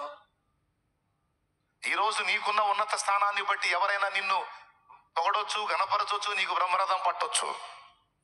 ఏమి అతిగతి లేని స్థితిలో కూడా నిన్ను ప్రేమించి నీకై ప్రాణం పెట్టిన రాజు నా యేసు రాజు. అందుకే వాళ్ళు అంత గౌరవం ఇచ్చారు దేవునికి. రాజును కూడా లెక్క చేయలేదంటే చూడు. రాజు తలుచుకుంటే ఏమైనా చేయొచ్చు, ఆయన ఏమైనా చేసుకున్నావు, నా దేవుని సెలవు లేకుంటే ఏం చేయలేవు. నేను కనుగొన్నాను ఒక అద్భుతమైన విషయాన్ని, ఓ పండగ చేసుకో, అది నీ టైంలో జరిగింది, ధన్యుడివి పో అని ఒకటి కనుపెట్టి అడపడేశాడు. ఎవరిచ్చారదంటే నా యేసు. ఆ జ్ఞానం నా దేవుడు ఇచ్చింది. ఎంత గొప్ప విషయం ఉండదు. చుట్టాలు వస్తే సన్నిధి ఎగ్గొడతాం మనం. వాడు ఎప్పుడు 6 సంవత్సరాలకు ఒకసారి కనపడేవాడు. తురు ఉర్రు ఉర్రు ఉర్రు ఉర్రు రాకరాకొచ్చావు, ఈ పూట ఏం పోతాలి ఆగుతాలి అన్నది నిద్రమోహం వేసుకొని. వాడు 6 ఏళ్లకు ఒకసారి వచ్చాడు, కానీ నీకోసం ఇక్కడ యేసయ్య వచ్చి కూర్చున్నాడు. నా బిడ్డ వస్తుంది, నా బిడ్డ వస్తాడని. అవునా? ఎవరికి ప్రయారిటీ ఇవ్వాలి, ఎవరికి విలువ ఇవ్వాలి? ఏం ఎరుగున్నావు నువ్వు దేవుణ్ణి? నీకు తెలుసా? ప్రతి ఆదివారం వచ్చి కూర్చుంటాడు ఆయన. ప్రార్థనా సమయం అందు వచ్చి కూర్చుంటాడు. కూర్చున్న ప్రతిసారి ఎటు చూస్తాడో తెలుసా? వచ్చిన వాళ్ళందరినీ చూసి సంతోషపడతాడు. ఇంకా రాని బిడ్డ వైపు చూస్తాడు. ఫలానా బిడ్డ రాలేదే, ఫలానా బిడ్డ రాలేదే, ఫలానా బిడ్డ రాలేదు, ఫలానా బిడ్డ రాలేదు. నీకు ఆ మనుషులు ఎక్కువ, నా దేవుడు ఎక్కువ?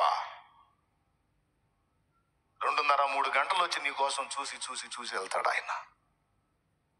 ఎంత మర్యాద, ఎంత అగౌరవం. కానీ అవేవి లక్ష్య పెట్టకుండా దేవునికి ప్రయారిటీ ఇచ్చారు కనుక వాళ్ళు ప్రపంచం మేధావులు అయ్యారు. వాళ్ళు పోయి 100 సంవత్సరాలైనా సరే వాళ్ళ గురించి ఈరోజు మనం మాట్లాడుకునే స్థాయిలో వాళ్ళు ఉన్నారంటే దేవునికి వాళ్ళు ఇచ్చిన మర్యాద, గౌరవం అది. దేవుని తర్వాతే ఎవడైనా ఏదైనా. నా దేవుని సమయం దేవునిదే, ఇంకా దానికి అడ్డొస్తే ఎవరిని లెక్క చేయననే పట్టుదల. ఎందుకు? దేవుణ్ణి ఎరుగున్నారు వాళ్ళు. ఆయన ఏంటో తెలుసు, ఆయన జ్ఞానం ఏంటో తెలుసు, ఆయన బలం ఏంటో తెలుసు. ఆయన తలుచుకుంటే గొర్రెలు కాసేవాడిని రాజుని చేయగలుగుతాడు, చక్రవర్తిని గడ్డి తినే పశువుని కూడా చేయగలుగుతాడని వాళ్ళకి తెలుసు. హల్లెలూయా. ఏం చేస్తాడు ఆయన తలుచుకుంటే? గొర్రెలు కాసుకునే వాడిని సింహాసనం ఎక్కించగలడు. చక్రవర్తి అంటే తెలుసా? రాజుల మీద పైన చక్రవర్తి. ఆ రాజుల మీద పైన ఉన్న చక్రవర్తిని కూడా, నెబుకద్నెజర్ చక్రవర్తిని 7 ఏళ్లు గడ్డి తినే పశువులా మార్చాడు. అది చేయగలదు, ఇది చేయగలదు. ఏదైనా చేయగల నా దేవుడు ప్రభు అని వారు ఎరిగారు. బిడ్డలారా. ఆయన బలం ఏంటో వాళ్ళకి తెలుసు, ఆయన జ్ఞానం ఏంటో వాళ్ళకి తెలుసు. అందుకే వాళ్ళు ఆయనకే ప్రథమ స్థానం ఇచ్చారు. అలాగున నీవు కూడా పరిశుద్ధ గ్రంథానికి టైం ఇవ్వు, ధ్యానించు. ఇది చదివితే నా సబ్జెక్టుకి దీనికి ఏం సంబంధం అనొద్దు. నువ్వు చదివే సబ్జెక్టు ఆఫ్టర్ ఆల్ దీని ముందు. అది ఏ అంత సబ్జెక్ట్ అయినా సరే ఆఫ్టర్ ఆల్ దీని ముందు. భూలోకంలో ఏ స్టడీ అయినా సరే దీని ముందు ఆఫ్టర్ ఆల్. దీనికి మించినటువంటి చదువు లేదు, దీనికి మించిన జ్ఞానము లేదు. ఆల్బర్ట్ ఐన్స్టీన్ ఏమన్నాడో చూడు, బైబిల్ ఒక మహాజ్ఞాన ఖని, దానిని ప్రతిరోజు చదవాలి. ఆల్బర్ట్ ఐన్స్టీన్, ఆయన చనిపోయిన తర్వాత ఆయన బ్రెయిన్ టెస్ట్ చేశారు. ఆయన ఒక యూదుడు. ఆయన కనుగొన్నటువంటి సిద్ధాంతం అంత గొప్పది. దేవునికి స్తోత్రం కలుగును గాక. ప్రియులారా, జాగ్రత్తగా మీరు గమనించాలి. దేవుణ్ణి ఎరిగిన వాడు బలము కలిగి గొప్ప కార్యములు సాధిస్తాడు. ఆ బలము కలిగి గొప్ప కార్యాలు సాధించాలంటే దేవుని ఎరిగి ఉండాలి. దేవుని ఎరిగి ఉండాలంటే ముందేం చేయాలి? దేవుని గురించి మనకు ఆమూలాగ్రం చాలా వరకు వివరించిన పరిశుద్ధ గ్రంథాన్ని ధ్యానించాలి. అర్థమైందా చెల్లి? చదువుతున్న పిల్లలు, యవనస్తురాళ్ళు, పెద్ద వయసు వాళ్ళు కూడా చెప్తున్నాను నేను. నీకు మైండ్ పనిచేయదు, మొద్దుదానివని టైటిల్ ఉందా నీకు? మొద్దుదానివి, నువ్వు మేధావి అయ్యేటట్టు ఈ గ్రంథం చేసింది నిన్ను. వాడు ఆశోదరా నాయన, వాడు అబ్బే అంటున్నారా నిన్ను? అమ్మ వాడు మాట్లాడితే మనం ఆన్సర్ చేయలేమురా అనేటట్టు చేసింది ఈ గ్రంథం నిన్ను. నేను చెప్పే జోక్ కాదు, ఇది నమ్మితే నువ్వు ఫాలో అవు. చూడు తర్వాత దేవుని తెలుసుకోను, ఆయన బలము తెలుసుకో, జ్ఞానము తెలుసుకో, ఆయన నీ విషయంలో ఏమై ఉన్నాడో తెలుసుకో. అది తెలుసుకోవాలని దేవుడు కోరుకుంటున్నాడు. చాలేమన్నా, నువ్వు 7 సంఘాల లేఖలు తీసుకొని లవోదికయ సంఘాన్ని చూపించి చండాలంగా తిడతావు అనుకుంటే నువ్వు ఎటో వెళ్ళినట్టున్నావు. అనుకోవద్దు. 2 విషయాలు మీకు గ్రహింపు కలిగించి ప్రార్థన చేద్దాం అనుకున్నాను. అందులో మొట్టమొదటిది, మనము మన దేవుని ఎరిగి ఉండాలి. రెండవది, మన దేవుని మనం ఎరిగి ఉంటే సిగ్గుపడము అన్నాను. ఇప్పుడు చాలా మంది దుఃఖం, బాధ, వేదన ఏంటంటే సిగ్గు గురించే. అప్పులోళ్ళు వచ్చి ఎక్కడ తిడతారో, వాళ్ళు వచ్చి ఎక్కడ నిలేస్తారో, అప్పు అవమానం తట్టుకునే కంటే చచ్చిపోవటం మంచిదిరా బాబు అని మొన్న తమ్ముడు ఎలికల పేస్ట్ తిన్నాడు.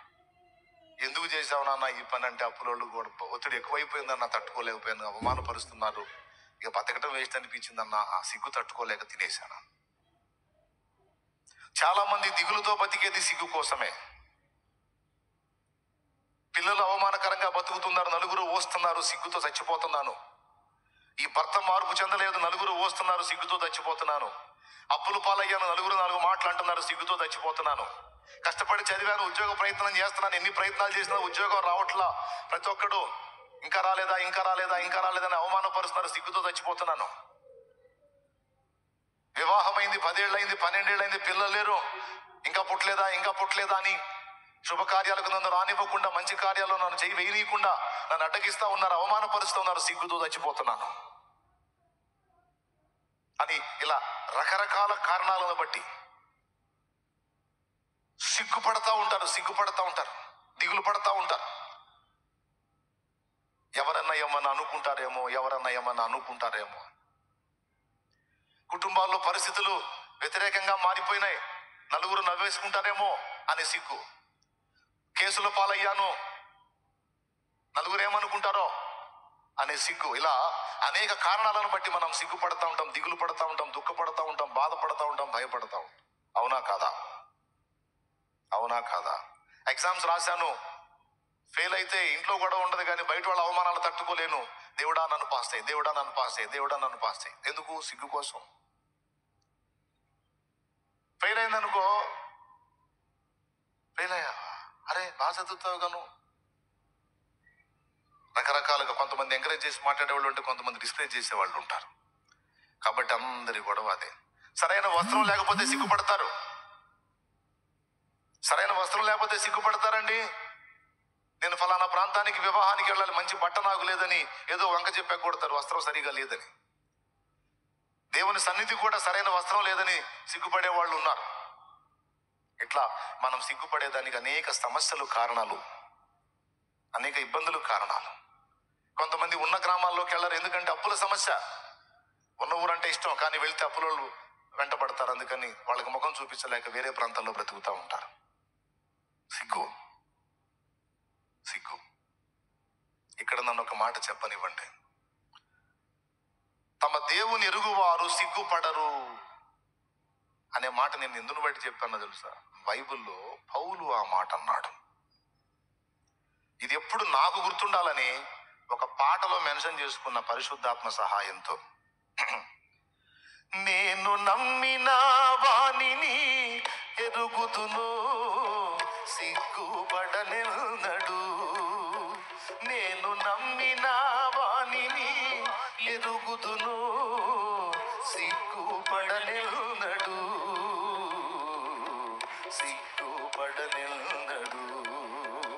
నన్ను బలపరచువాని యందే సమస్తము నే చేయగలను.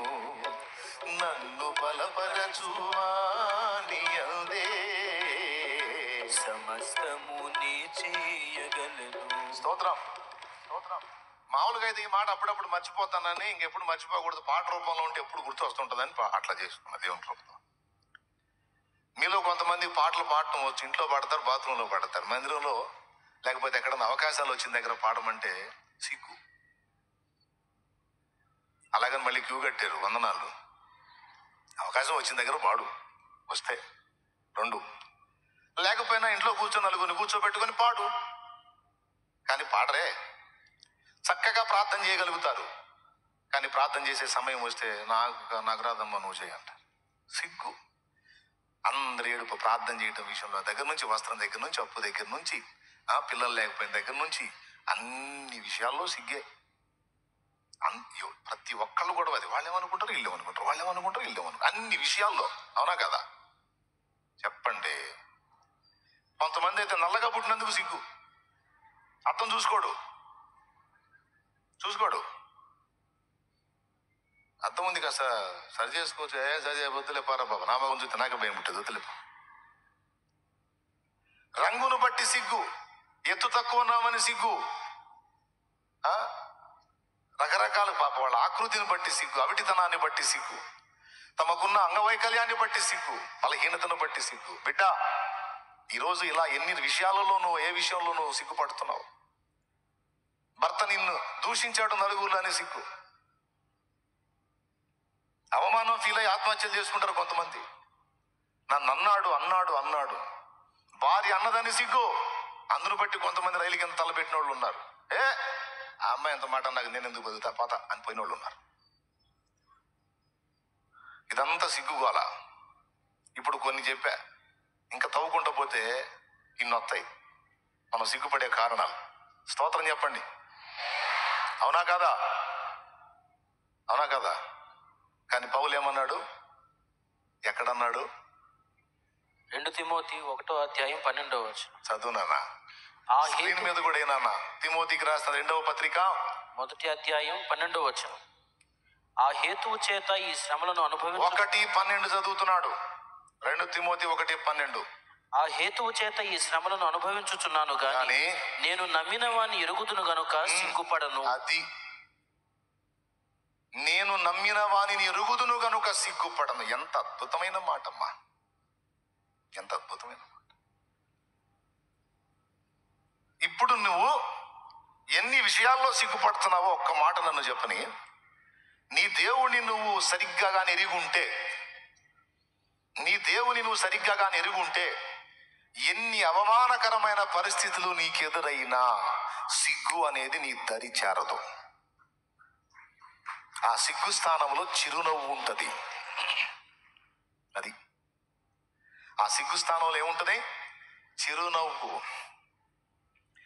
సిలువమూర్తి కృపను చాట సిగ్గుపడని సేవ, సిలువమూర్తి కృపలు చాట సిగ్గుపడని సేవ, సిలువ నిందలను భరించి శిరము వంచి మురియు సేవ,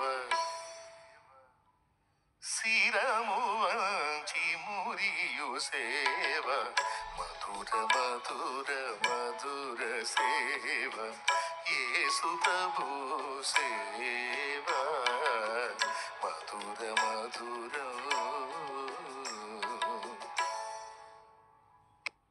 ఏం మాట? సిలువమూర్తి కృపలు జాట సిగ్గు పడని సేవ, సిలువ నిందలను భరించి శిరము వంచి మురియు సేవ.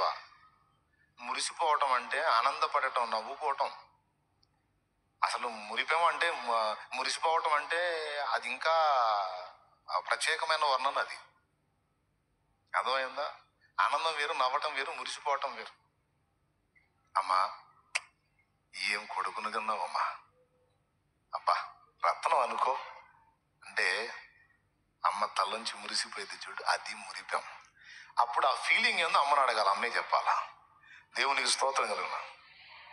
అయ్యా ఏం బిడ్డను కన్నావయ్యా అని నీ తండ్రిని ఎవరైనా మెచ్చుకుంటే, లేదా నీ బిడ్డ నాకు ఇంత సాయం చేశాడయ్యా, నన్ను ఇంత ఆదుకున్నాడయ్యా, రత్నం లాంటి కొడుకును కన్నావయ్యా అని ఎవరైనా నీ బిడ్డను గురించి అంటే నీకు నవ్వబుద్ధి కాదు, హో అని అడబుద్ధి కాదు. తల ఉంచి ఒక చిరునవ్వు నవ్వుకుంటావు లోపల. అనా అది మురిసిపోవటం అంటే. స్తోత్రం. అలాగే నలుగురిలో తన బిడ్డ ఘనత పొందుతున్నప్పుడు తల్లిదండ్రులు మురిసిపోతారు, ఒకరి మొక్కలు ఒకరు చూసుకొని ఆనందపడతారు. కొంతమంది అయితే కళ్ళ నీళ్ళు కూడా వస్తాయి, మురిసిపోతారు. అట్లా మనల్ని బట్టి కూడా దేవుడు మురిసిపోతాడని మీకు తెలుసా? అట్లాగే భక్తుడు అంటున్నాడు, సిలువమూర్తి కృపను జాట సిగ్గు పడని సేవ, సిలువ నిందలను భరింప శిరము వంచి మురియు సేవ. ఆహా దేవా, నీ నామం నిమిత్తం దోషణ పొందే భాగ్యం నాకే ఇచ్చావా, ఎంత ధన్యుణ్ణి ప్రభు. నీ నామం నిమిత్తం 4 మాటలు పడటం నాకే దక్కింది తండ్రి, నీకు స్తోత్రం అని తలొంచి ఇదొక సంపద అని మురిసిపోతారట. దేవుణ్ణి ఎరిగిన వాడు సిగ్గు ఫీల్ అవ్వడు. ఎందుకో చెప్తా. ఎందుకు సిగ్గు ఫీల్ అవ్వడంటే, తన దేవుడు ఎంతటి వాడో, ఎంతటి కార్యాలు చేయగలడో తను ఎరుగున్నాడు గనుక తనను అవమానపరిచే నలుగురి ముందు నవ్వుకుంటాడు. అవమానపరిచి నలుగురు నవ్వుకుంటే నవ్వండ్రా నవ్వండి, మీ నవ్వులే నాకు కావాలి. ఈరోజు మీరు నవ్వే నవ్వులనే పువ్వులుగా మార్చి దేవుడు నాకు దండ గుట్టి చేస్తాడ్రా. మీ నవ్వులనే పువ్వులుగా మార్చి ఆ పువ్వులను దండగా అల్లి నా మెడను వేస్తాడు. అది పాట. నీవు మోసిన నిందకు ప్రతిగా పూదండ ప్రభువు ఇచ్చునులే. నిందిన వేదనలన్నీ త్వరలో తీరిపోనులే. నీవు మోసిన నిందకు ప్రతిగా పూదండ ప్రభువు ఇచ్చునులే. నీవు పొందిన వేదనలన్నీ త్వరలో తీరిపోనులే. నీ స్థితి చూసి నవ్విన వారే సిగ్గుపడే దినమొచ్చేనులే. నీ స్థితి చూసి నవ్విన వారే సిగ్గుపడి దినమొచ్చేనులే. విడుదల సమీపించెను, నీకు వెలుగు ఉదయించును. విడుదల సమీపించెను, నీకు వెలుగు ఉదయించెను. చెమ్మగిల్లు కళ్ళల్లోన కన్నీళ్ళెంత కాలం, కష్టాల పాటలోని సాగదు పయనం. విడుదల సమీపించెను, నీకు వెలుగు ఉదయించును. విడుదల సమీపించెను, నీకు వెలుగు ఉదయించును. దేవునికి మహిమ.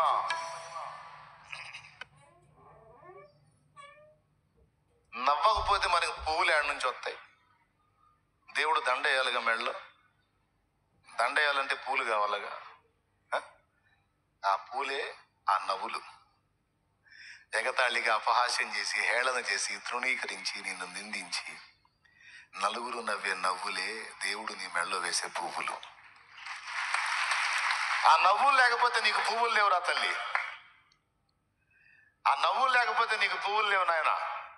ఇది నీకు అర్థమైంది దేవుణ్ణి తెలుసుకుంటే. తెలుసా మీకు ఆ సంగతి? ఇప్పుడు తెలుసుకో, ఇక నన్ను తెలుసుకో. అందుకే అంటున్నాడు, నేను చెరసాల పాలైన ఫీల్ అవ్వను. నలుగురు నన్ను కొట్టి తిట్టి రాళ్ళు కొట్టి నా వస్త్రాలు లాక్కుపోయి నన్ను దిగంబరిగా చేసినా నేను ఫీల్ అవ్వను. ఎందుకంటే ఇవన్నీ చూస్తున్నవాడు, శాశ్వతమైన ఘనతను, అక్షయమైన ఘనతను నాకు ఇచ్చేవాడు ఒకడున్నాడు. ఆయన్ని నేను ఎరుగుదును.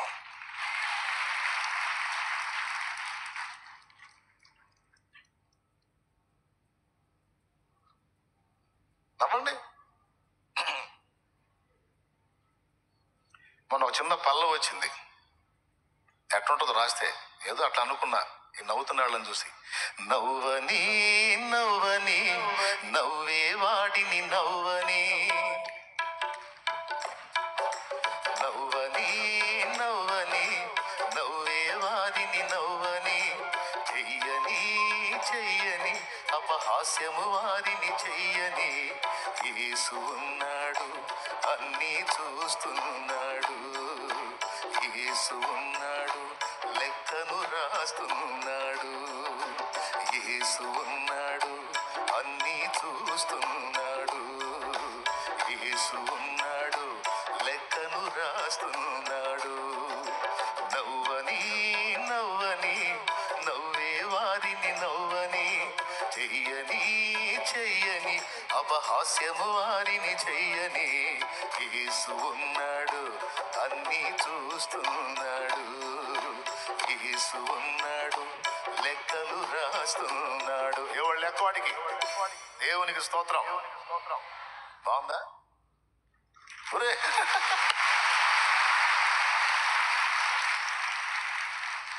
చేద్దామా మరి? చేద్దామా? పల్లవే రాసింది, ఇంకా చరణాలు కాల. నాకేం ఉదారం ఆగదు, బయటపడ్డా. దేవునికి స్తోత్రం. ఇప్పుడు ఈ కటింగ్లు పోతాయిగా, చాలే మన కొత్త పాఠాన్ని. దేవునికి మేము కలుగును గాక. చెప్పండి స్తోత్రం, చెప్పండి గట్టిగా. ఎందుకు ఈ మాట చెప్తున్నానంటే, ఆనాడు ఎన్నో అవమానాలు పడ్డాడు పౌలు. ఆనాడు ఎన్నో అవమానాలు పడ్డాడు పౌలు గారు. అన్ని అవమానాలు పడిన పౌలుకి ఈ 1900 సంవత్సరాలుగా దేవుడు ఘనత ఇస్తానే ఉన్నాడు.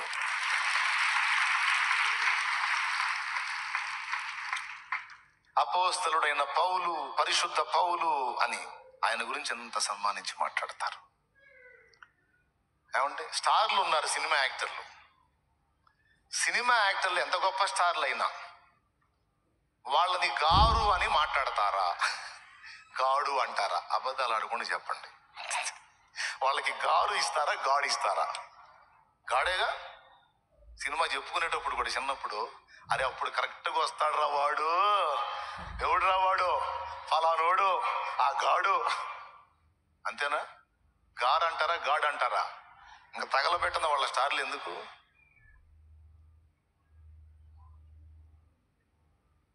అది కూడా ఒక తరమే. కానీ దేవుడు తన పరిశుద్ధులకి ఇచ్చిన గౌరవం చూడు. నీతి కిరీటం దర్శించిన పరిశుద్ధ పౌలు. అబ్బా,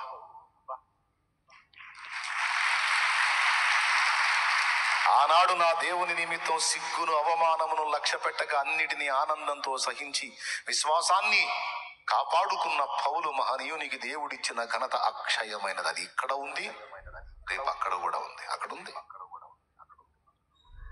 మరి మనం పోయి మనం ఆగుతాం అయింది. ఇక రేపు యేసయ్య రాకముందు పరదైసుకు పోతే గొడవ అక్కడ, పౌలు గారు ఎక్కడ చూడకుండా ఆగుతావా? నా దేవుడిచ్చే ఘనత అలా ఉంటది. నవనిచ్చి నవ్వేవాళ్ళని, నవనిచ్చి ఎగతాళి చేసేవాళ్ళని చేయనిచ్చి ఒక్క కోటింగ్ ఇస్తే ఆ మూతులన్నీ వంకర్లు పోతాయి. మన తల పైకెత్తబడితే నవ్వే మూతులన్నీ వంకర్లు పోతాయి. హేళన అపహాస్యం చేసే మొఖాలన్నీ చిన్నపోతాయి. అవమానం పొందిన తన బిడ్డ తల నా దేవుడెత్తుతాడులే, నువ్వు తల ఉంచుకునే అవసరం లేదు, నేనున్నా నీకు అంటాడు ఆయన. ఎందుకు తలదించావు? నేనున్నా నీకు. తలెత్తో నిన్నన్న తలలు దించాలి, నేను హేళన చేసిన తలలు దించాలి, తల వంచాలి, నేను నీకు తోడలే అంటాడు. కొద్దిగా ఓపిక పట్టాలంతే. మనం ఏ అవమానం నీకెదురైనా, నాకెదురైనా, ఎలాంటి తృణీకారాలు ఎదురైనా గుర్తుపెట్టుకో, రాసి పెట్టుకో, ఇవన్నీ కూడా నీకు మళ్ళా రేపు ప్రశంసలుగా మారిపోతాయి. అలా చేసే దేవుడు నా దేవుడని నువ్వు ఎరగాలి. ఈరోజు నీ బిడ్డల్ని బట్టి నువ్వు కృంగిపోతుండొచ్చు, నీ బిడ్డల పరిస్థితులను బట్టి నువ్వు అల్లాడిపోతుండొచ్చు, ఏడుస్తుండొచ్చు, వాళ్ళు ఎదుర్కొంటున్న అవమానాలు, వాళ్ళని గురించి నలుగురు అంటున్న మాటల్ని బట్టి నువ్వు కుమిలిపోతుండొచ్చు. కానీ ఒక్కటి గుర్తుపెట్టుకో, నా దేవుని బట్టి నువ్వు కలత చెందొద్దు, నా దేవుని బట్టి ధైర్యం తెచ్చుకో, సిగ్గు ఫీల్ అవ్వద్దు. నా దేవుడు నీ బిడ్డల విషయంలో చేసే అద్భుతమైన కార్యాలు తొందరలో చూడబోతున్నావు. భవిష్యత్తులో చాలా తొందరలో చూడబోతున్నావు. చేస్తాడు. ఆ అవమానాలు నీ పిల్లల హృదయాలను నలగొట్టాలి. ఆ అవమానాలు నీ పిల్లల హృదయాలను మెత్తన చేయాలి. ఆ అవమానాలు నీ పిల్లల్ని దీనుల్ని చేయాలి. ఆ హేళనలన్నీ నీ పిల్లల్ని విరిగి నలిగిన అనుభవంలోనికి తీసుకొని రావాలి. రాని దేవుడిని చేయని ఒక్కటే, ఏంటి నీ బిడ్డల పరిస్థితి ఏంటంటే, నా దేవుడిని నేను ఎరుగుతున్నాను చెప్పు. రెండో శృతి ఏం చెప్పొద్దు, నా ప్రభు నాకు తెలుసు, ఆయన ఏందో నాకు తెలుసు, నా దేవుడు నాకు తెలుసు. ఏంది నీ పరిస్థితి? నా దేవుడు నాకు తెలుసు. నువ్వు కొట్టాలివి, ఏంది నీ పరిస్థితి? నా దేవుడు నాకు తెలుసు. నువ్వు వ్యాధిగ్రస్తుడు, ఏంది నీ పరిస్థితి? నా దేవుడు నాకు తెలుసు. కేసుల పాలయ్యావు, ఏంది నీ బతుకు? నా దేవుడు నాకు తెలుసు. అప్పుల పాలయ్యావు, ఏంది నీ బతుకు? నా దేవుడు నాకు తెలుసు. నేను ఆయన ఎరుగుదును. ఆయన ఒక చిన్న కార్యం చేస్తే ఇవన్నీ అడ్రస్ కూడా ఉండవు. చేస్తాడు. నేను ఆయన మీద విశ్వాసం ఉంచా, సిగ్గుపరచడు. ఆయన్ని నమ్మి అడిగేశా, మునగనీయడు. ఆయన్ని నమ్మి అడిగేశా, పేతురు నడుస్తావా, నడు అంటే అడిగేశాడు, నడుస్తున్నాడు. గాలిని చూచి భయపడి మునిగిపోసాగాడు. వదిలేడా ప్రభు? పరిగెత్తుకుంటూ వచ్చి పేతును బట్టి నిలబెట్టి, చిరునవ్వున అల్ప విశ్వాసం, ఎందుకు సందేహపడ్డా? ఎందుకు పరిగెత్తి వచ్చాడు తెలుసా పేతురు దగ్గరికి? నా యేసయ్య, అయ్యో నా మాట విని వీడు అడిగేశాడు, నా మాట విని నా బిడ్డ నీళ్ళలో అడిగేశాడు, నా మాట విని ముందుకొచ్చాడు. ఏదో అటు ఇటు చూసి కొంచెం శోధించబడ్డాడు, కానీ నన్నే కాకేశాడుగా. కాబట్టి నా మాట నమ్మి అడిగేసిన నుండి నేను ఎట్టు వదిలిపెడతాను? నేను వదలను, మునిగిపోనివ్వను. అట్లా ఆయన మాట విని ఈ రోజు నువ్వు అడిగేస్తున్నావు. ఆయన మాట విని మారు మనసు పొందావు. ఆయన మాట విని బాప్తిస్మం పొందావు. ఆయన మాట విని ఆయనకు నీ హృదయంలో స్థానం ఇచ్చావు. ఆయన మాట చొప్పున బతకడానికి అహర్నిశలు ఆరాట పడుతున్నావు. ఆయన మాట చొప్పున నువ్వు వేసిన అడుగు నా దేవుడికి తెలియదు. ఆయన మాట విని నువ్వు నీళ్ళలోకి దిగావని తెలియదు. ఆయన అశ్రద్ధ చేస్తే నువ్వు మునిగిపోతావని తెలియదు. అందుకే చెప్తున్నా, నిన్ను ఆయన మునగనీయడు. మునగనీయడు. జనం అంటారు అయిపోయాడు మునిగిపోయాడు, మొత్తం అప్పులో మునిగిపోయాడు, లేదా రోగాల్లో మునిగిపోయాడు, సమస్యల్లో మునిగిపోయాడు, కేసుల్లో మునిగిపోయాడు, అందులో మునిగిపోయాడు, ఇందులో మునిగిపోయాడు. సమస్యలు నా చుట్టుముట్టినప్పుడు నన్ను కూడా అంత మునిగిపోయాడు. ఏంద్రా మునిగేది? నీ పొందా ఏంద్రా మునిగేది? నా ప్రభు బలమైన హస్తము నాకు తోడుగా ఉంది. జలములలో బడినే వెళ్ళిన అవి నా మీద పారవు. జలములలో బడినే వెళ్ళిన అవి నా మీద పారవు. అగ్నిలో నేను నడచినను, జ్వాలలు నన్ను కాల్చజాలవు. అగ్నిలో నేను నడచినను, జ్వాలలు నన్ను కాల్చజాలవు. నేను వెళ్ళే మార్గము నా యేసుకే తెలియును. నేను వెళ్ళే మార్గము నా యేసుకే తెలియును. శోధించబడిన మీదట నేను సువర్ణమై మారెదను. శోధించబడిన మీదట నేను సువర్ణమై మారెదను. హల్లెలూయా, హల్లెలూయా, హల్లెలూయా, ఆమేన్, ఆమేన్. హల్లెలూయా, హల్లెలూయా, హల్లెలూయా, ఆమేన్. వీడి భార్య అట్ట చేసిందిరా. వీడు ఎందుకు బతుకుతున్నాడో నాకు అర్థం కావట్లేదురా. వాడి భార్య అట్ట చేసింది. మరి సత్తాడు కదరా ఇంకొకడైతే. ఇది సాగలేదు ఏంది వీడు? వాడి భార్య అట్ట చేస్తే చావడు. వాడు యేసుప్రభుని తెలుసుకున్నాడు. ఇప్పుడు యేసుప్రభుని తెలుసుకున్నాడు. వచ్చేవాళ్ళు చేస్తారు. వాడెందుకు చావాలి? వాడిని చావనివ్వడు.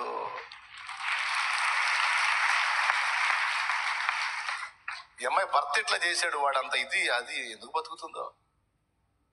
పిల్లలు ఎట్లా ఎందుకు బతుకుతున్నారు వీళ్ళు? నేను చెప్తున్నాను బిడ్డ, ఏ పరిస్థితిని బట్టి నువ్వు సిగ్గుతో నలుగుతున్నా, నువ్వు దేవుణ్ణి ఎరిగుంటే సిగ్గును గెలవగలుగుతావు.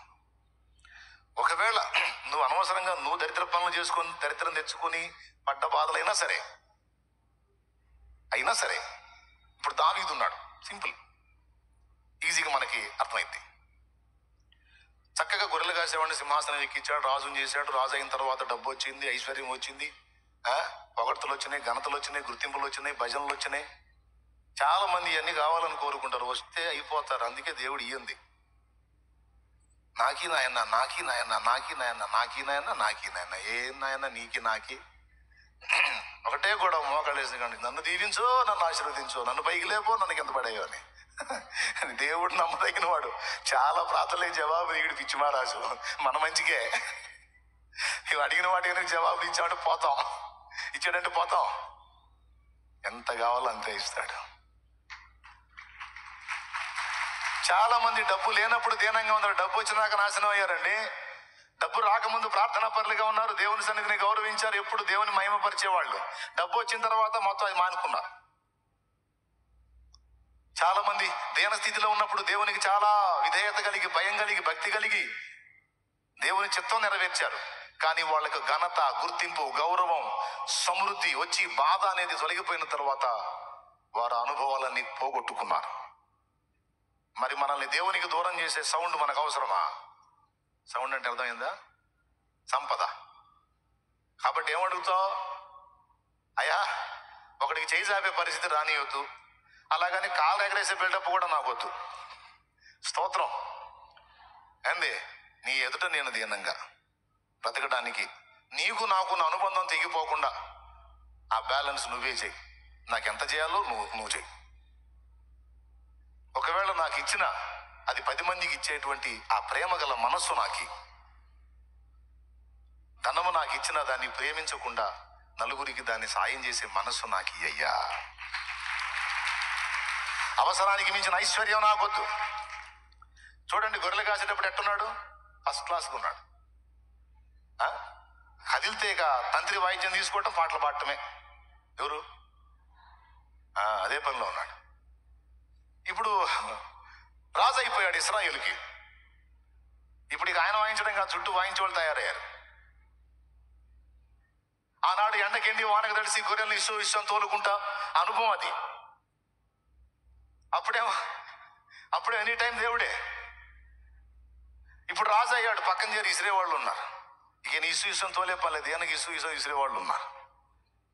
ఇప్పుడు అడిగేస్తే చాలు, ఆహా రాజు వెడలే రవి తేజములరా కానీ పాడతారే, అట్లా ఆయన బయలుదేరితే అడిగేస్తే చాలు, అబ్బా ఆహా ఓహో అని బ్రహ్మరథం పట్టేవాళ్ళు, జేజేలు కొట్టేవాళ్ళు, పొగిడేవాళ్ళు, గణపరిచేవాళ్ళు, గుర్తించేవాళ్ళు, ప్రశంసించేవాళ్ళు. మస్తు సరుకు చేరింది. కుటుంబ సభ్యులు కూడా బెండైవర్ రాజు కదా, అసలు ఊరు మొత్తం లెక్క చేసిన ఇంటి వాళ్ళు లెక్క చేయరు. లెక్క ప్రకారం ఊరు మొత్తం లెక్క చేసిన ఇంటి వాళ్ళు లెక్క చేయరు కదా. ఊరు మొత్తం గొప్పడు అంటే వాళ్ళ ఇంటి వాళ్ళు దగ్గర పెడితే వాడంతే చదవలేడు, మీకు తెలియదు పోండి అంటారు. దేవునికి స్తోత్రం. ఊరు మొత్తం లెక్క చేసిన ఇంటి వాళ్ళు లెక్క చేయరు, కానీ ఇంటి వాళ్ళు కూడా బెండారు. రాజు అవునా? అన్నీ వచ్చినాయి, ఒకప్పుడు లేనివన్నీ వచ్చేసినాయి. ఆ లేనప్పుడు బాగానే ఉన్నాడు, వచ్చిన తర్వాత బత్షెబా వచ్చింది. అవన్నీ వచ్చిన తర్వాత ఊరియా హత్య జరిగింది. చూడు ఎంత డేంజరు. ఆశీర్వదించు అంటామే కాదండి, ఆశీర్వాదం తట్టుకునే శక్తి కూడా కావాలి, లేకపోతే అట్ట అవుతాం. కొనుక్కొచ్చుకున్నాడు సమస్యని. కొనుక్కొచ్చుకున్నాడా? కదిలించి కొనుక్కొచ్చుకున్నాడు. దేవుని శాపం బయలుదేరింది. నువ్వు ఇలా చేశావు గనుక నీకు ఇది అని ఆ సింహాసనం మీద నుంచి సొంత కొడుకే రివర్స్ అయి తండ్రిని నెట్టేశాడు. రివర్స్ అయిపోయింది మొత్తం ఫ్యామిలీ. శత్రువులు అయిపోయారు కన్నవాళ్లే. సింహాసనం మీద నుండి తోసేశారు. తెలుసు దావీదుకి ఎందుకు జరిగిందో ఈ పరిస్థితి. తెలుసు దావీదుకి ఇది నా తప్పే, నా బుద్ధిహీనతే, నా మూర్ఖత్వమే, నా తొందరపాటు, నా తప్పుడు నిర్ణయం. ఓకే దేవా నువ్వు కరెక్టే అన్నాడు. దేవుని ఎరిగినోడు కదా, దేవుని ఎరిగినోడు తన తప్పును కూడా ఎరిగి ఉన్నాడు. తెలుసుకొని దేవుని నిందించలా. ఏమన్నాడు తెలుసా? దేవా తీర్పు తీర్చున్నప్పుడు నీవు నిర్మలుడవు, ఏ కల్మషం లేకుండా తీర్పు తీరుస్తావు. నీ తీర్పులన్నీ న్యాయములే ప్రభు. నాకు ఈ గతి పట్టాల్సిందే, ఆ సింహాసనం పోవాల్సిందే, నేను కొండల పాలు కావాల్సిందే, అడవుల పాలు కావాల్సిందే. ఏం చేశాడు తెలుసా దావీదుకి? ఒక్కసారి మళ్ళా మరణ భయాన్ని, అరణ్యపు అనుభవాన్ని, కొండల అనుభవాన్ని మళ్ళా చూపించాడు. అంతకుముందు సౌలు జరిగినప్పుడు కొండల్లో, గుహల్లో, అడవుల్లో తిరిగాడే. ఈసారి సౌలు కాదు, సొంత కొడుకే. అప్పుడేమో మామ, ఇప్పుడేమో కొడుకు. అర్థమైంది? రాజు ఇప్పుడు రాజు కాదు, కొడుకు అబ్షాలోం రాజు. దావీదు తన పరివారంతో వెళ్తా ఉన్నాడు కొండల్లో పడి. షిమి అనేవాడు ఎదురుపడ్డాడు. షిమి అనేవాడు, ఇప్పుడు మనం ఏడ చిక్కుతామా, 4 మాటలు వేస్తామని రెడీగా దోచుకునే దౌర్భాగ్యులు ఉంటారు. నలుగురిలో నాదొకటి అనేవాళ్ళు. దేవుని ఎరిగిన వాళ్ళలో కూడా ఉంటారు ఈ టైప్ వాళ్ళు. ఎవడన్నా నన్ను ఏదన్నా కామెంట్ చేశాడు అనుకో, ఇక రెడీగా ఉంటారు ఈ సరుకు. ఆహా ఏదో లేచింది వాడి మీద ధ్వజం, నేను కూడా ఒక రాయి వేయాలి అని. షిమిగాళ్ళు అనమాట వీళ్ళందరూ. గుంట నక్కల్లాగా పొంచి ఉంటారు. అందరూ వేస్తున్నారుగా నాది ఒక రాయి అన్నట్టు. ఇట్లాంటి షిమీలు ఒకటి కాదు, వందలు కాదు, వేలు వచ్చినా సరే దావీదుని ఏదైనా చేస్తే దేవుడే చేయాలి. కానీ షిమీగాళ్ళు ఏం చేస్తారు? షిమీగాళ్ళు ఏం చేస్తారండి? ఇప్పుడు రాళ్ళు వేస్తారు, తర్వాత కాళ్ళు పట్టుకుంటారు. దేవునికి స్తోత్రం కలుగును గాక. హల్లెలూయా, హల్లెలూయా, హల్లెలూయా. అట్లాగే నువ్వు కూడా ఎక్కడ చిక్కుతావా, నాలుగు రాళ్ళు వేద్దామని షిమీగాళ్ళు నీకు కూడా ఉంటారు. ఇంటి పక్క ఉండొచ్చు, ఇంట్లో ఉండొచ్చు, బంధువర్గంలో ఉండొచ్చు, బజార్లో ఉండొచ్చు. షిమీగాళ్ళు దావీదు బాధల్లో దావీదు వెళ్తుంటే చేసుకుని నేను ఎత్తుకొచ్చి అల్లాడితే దావీదు పోతుంటే ఈడంటాడు వచ్చి, దుర్మార్గుడా తగిన శాస్తి జరిగింది అని పాపం దావీదు చేయని దావీదు మీద వేసి మాట్లాడుతున్నాడు. వాడు దావీదు చేసిందే ఉరియా విషయంలో. ఈడంటాడు సౌలు నువ్వు అన్యాయం చేసావు, సౌలుకు నువ్వు ద్రోహం. వీడికి తెలియదు సరిగా అసలు ఏం జరిగిందో, వీడికి తెలియదు. ఈడు ఆఫ్ మైండ్ వాడు. ఈడొచ్చి అన్ని మాట్లాడుతుంటాడు. ఈయన ఏం తీసుకొని కొట్టాలో అర్థం కాదు. అసలు సమస్య ఏంటో తెలియదు. సమస్య ఉరియాతో వచ్చింది. ఏం లేదండి, ఉరియా భార్య ఆయనకి నచ్చింది, ఆమెను స్వాధీనం చేసుకోవడానికి ఆయన చంపించాడు. అది కేసు. ఈ కేసును వాడు అది ఎత్తకుండా నువ్వు సౌలుకు అన్యాయం చేసావు, సౌలుకు ద్రోహం చేసావు, సౌలు ఉసురు పోసుకున్నావు, అందుకే నాశనం అయిపోయావు. దావీదు వాడికి వెళ్ళి చూసారే, ఉసురు పోసుకుంది నిజమే కానీ సౌలుది కాదురా, ఉరియాదిరా. ఎవడురా వీడు, సబ్జెక్ట్ కూడా తెలియకుండా మాట్లాడుతున్నాడు. దేవునికి స్తోత్రం కలుగును గాక. హల్లెలూయా. ఉసురు పోసుకున్నది నిజమే రా, అది ఊరి, అది సౌలుది కాదు. సౌలు నా ఉసురు పోసుకున్నాడు. సౌలు నా ఉసురు పోసుకున్నాడు రా. నేను అవంతున ప్రాణానికి తెగించిపోయి గొలియాతును కొడితే మేరబు నాకు ఇప్పుడు ఇంకొకటికి ఇచ్చాడు రా. తర్వాత ఇంకొక సాహసం చేసి మీకాలం చేసుకుంటే ఆ మీకాలు నా కాలు అనుకుంటే నా మీకాలను తీసుకెళ్ళి ఇంకొకటికి పట్టం కట్టాడు రా. కొండల్లో అడవుల్లో నన్ను నిలబెట్టి నలిపేద్దామని తిరిగాడు రా. తిండి తినలేదురా, నిద్రపోలేదురా సౌలు దెబ్బకి. సౌలు పోసుకుని నా ఉసురు, ఆ ఉసురు పోసుకుని ఆయన పోయాడు. ఈడవుడురా నేను ఆయన ఉసురు పోసుకున్నాను అంటాడు. ఈ సగం తెలిసినోడు. ఉసురు నిజమే కానీ అది ఊరి, అది సౌలుది కాదు. తెలుసు దావీదుకి. దావీదు ఏమన్నాడు తెలుసా? సగం మాట్లాడాడు. సబ్జెక్ట్ కరెక్టే, సగమే మాట్లాడాడు, సంపూర్ణంగా మాట్లాడలేదు. జస్ట్ పర్సన్స్ మారిస్తే సరిపోయిద్దిరా. షిమి నువ్వు కరెక్టేరా, తిట్రా బాబు తిట్టు. దావీదుకున్న రోషానికి, దావీదుకున్న పరాక్రమానికి, దావీదుకున్న పౌరుషానికి ఒకే ఒక తనుతో మళ్ళీ లేవడాడు. స్తోత్రం. సరే దావీదు దాకొద్దు. దావీదును పిచ్చిగా ప్రేమించే దేవుడు దావీదుకు తోడై ఉండి దావీదు పక్షంగా ఒక్క చూపు చూస్తే షిమీగాడు నామరూపా లేకుండా పోతాడు. నాబాలు పోయినట్టు. నేను సహాయం చేయడానికి దావీదు ఎవడు అన్నాడంతే, ఒక్కటే మాట. దావీదు ఎవడో నేను సాయం చేయటానికి, కానీ దావీదును అంత తేలిగ్గా మాట్లాడినందుకు తెల్లారేటప్పటికి తెచ్చాడు, చంపేశాడు దేవుడు. అది నాబాలు బతుకు, అట్టయ్యేది షిమీ బతుకు. కానీ దేవుడేమల్లా. ఆడంతసేటు దావీదు మీద దుమ్మెత్తిపోసి నీ పాపం నిన్ను పట్టుకుంది, నీ కర్మగాలి. ఈరోజు కొంతమంది నిన్ను అంటారు చూడు, చేసుకున్నావుగా అనుభవించు, చేసావుగా అనుభవించు, సావు నీ బతుకట్ట అయిపోయిందని తలా ఒక షిమీలు రాళ్ళు వేస్తుంటారు. అర్థం చేసుకోరు, ఆదరించు, ఓదార్చు, ధైర్యపరచు, నిలబెట్టరు రాళ్ళు. సెరూయా కుమారులు అంటే మేనల్లుళ్ళు ఉన్నారు ఇద్దరు, ఏవాబు అభిషేక్. మండిపోయింది వాళ్ళకి. రాజు అయిన నిన్ను చచ్చిన కుక్క వంటి వాడైన వాడు ఇన్నేసి మాట్లాడంటే చూస్తాను ఊరుకోగలవు, కానీ మా వల్ల కావట్లేదు. నువ్వు అను వాడిని చేరబోయి తల తీసి నీ పాదాల దగ్గర పెడతాం. అప్పుడు దావీదు ఏమంటాడు తెలుసా? ఐసేయండి అల్లా. ఆ కత్తి తిండ్రా, ఇందా నుంచి తెంపు లేకుండా అవుతున్నాడు. కత్తిండ్రా ఈ సంగతి చెప్తా అల్లా. దావీదు ఏమన్నాడు తెలుసా? సెరూయా కుమారులారా, నాతో మీకేమి, వానితో మీకేమి. యెహోవా దావీదు శపింపుమని సెలవీయకపోతే నన్ను శపించి వాడు బ్రతకగలడా? దావీదును శపింపుమని యెహోవా సెలవిచ్చాడు. వానిని శపించనియండి, వాని తిట్టనియండి, దూషించనియండి, వాని ఆటంకపరచకండి.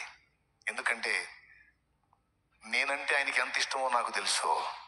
ఆయనకి ఇష్టమైన, ఆయనకి ప్రియమైన నన్ను వాడు తిడుతుంటే నా దేవుని జాలి మళ్ళా నా మీదకి వచ్చే అవకాశం ఉంది. నా దేవుని కనికరం వల్ల నా మీదకి వచ్చే అవకాశం ఉంది. అది వచ్చిందంటే మళ్ళా నేను పోయి నా సింహాసనం మీద కూర్చుంటా. ఇప్పుడు తిట్టినోడు వచ్చి నా కాళ్ళు పట్టుకుంటాడు, ఊరుకోండ్రా అని తిట్టని అనరా అన్నాడు. ఇప్పుడు ఇటు తిట్టేవాడు ఏం చేస్తున్నాడు? ఫ్రీగా దావీదుకి హెల్ప్ చేస్తున్నాడు. ఈరోజు నిన్ను నన్ను నిందించే వాళ్ళు కూడా మనకి హెల్ప్ చేస్తున్నారు. తెలుసా అసలు రహస్యం? మనకేం చేస్తున్నారు వాళ్ళు? ఎస్. ఏ విధంగా హెల్ప్ చేస్తారు తెలుసా? 2 విధాలుగా. ఒకటి, ప్రజలలో మనం ఉండేటట్టు చేస్తున్నారు, ప్రజల హృదయాలు. రెండోది, ప్రభు హృదయం మన మీద కనికరం వచ్చేటట్టు చేస్తున్నారు. కనికరం రావాలి అంటే నింద మోయాలి. నింద మోసిన వాని మీద కనికరం వచ్చింది. కనికరం వచ్చిందంటే సింహాసనం ఖాయం. హల్లెలూయా.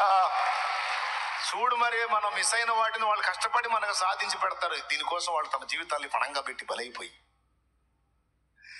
ఎందుకంటే నిందించిన వారి మీద కోపం వచ్చింది, నింద మోసిన వాడి మీద కనికరం వచ్చింది. చూడండి, మరి దేవుని కోపం వస్తే పోతారుగా. అయినా సరే పాపం వాళ్ళ జీవితాలు పోవటానికి పణంగా పెట్టి మరి మనల్ని తిట్టి మనల్ని దేవుని ఎదుట గణపరుస్తున్నారు. దేవుని కనికరం మన మీదకి వచ్చేటట్టు చేస్తున్నారు. నేను చెప్పేది నిజం. అవగాహన రాహిత్యంతో మాట్లాడట్లా, వాక్య సారాంశమే మాట్లాడుతున్నాను. షిమీ దూషణలు దావీదుకు తరువాత భూషణలు. స్తోత్రం. దూషణలన్నీ భూషణములుగా హృదిలో చేదును మధురము చేయగా, ఇన్నాళ్ళ కడగళ్ళు ఇన్నేళ్ల కన్నీళ్ళు యేసయ్య నిలిచాడు, యేసయ్య నిలిచాడు మన తోడుగా. దావీదుకు దేవుడు తెలుసు. ఏం తెలుసు? దావీదంటే దేవునికి ఎంత ఇష్టమో తెలుసు. దావీదుని ఎంత ప్రేమిస్తాడో తెలుసు. మరి నువ్వంటే ఆయనకి ఎంత ఇష్టమో నీకు తెలుసా? నువ్వేమనుకుంటావు నేను చెప్పనా? ఈ సంఘంలో ఉన్న అందరు ఇష్టమవుతారేమో కానీ దేవుడికి నేను మాత్రం ఇష్టంగా. ఎందుకంటే నేను మంచిదని కాదు. ఈ సంఘంలో ఉన్న వాళ్ళందరూ పరిశుద్ధులు, వీళ్ళందరూ ఇష్టమవుతారు కానీ నేను ఇష్టంగా దేవుడికి. ఎందుకంటే నేను మంచోడు కాదు. నేను మంచోడు కాదు. నేనంటే ఇష్టం ఉండదు ఆయనకి. నీకెప్పుడు చెప్పాడు? నీకు ఫోన్ చేసాడు, ఏంది బాయ్ నువ్వంటే నాకు ఇష్టం లేదని? నీకేమైనా ఫోన్ చేశాడమ్మా నువ్వంటే నాకు ఇష్టం లేదని? ఫోన్ చేశాడా?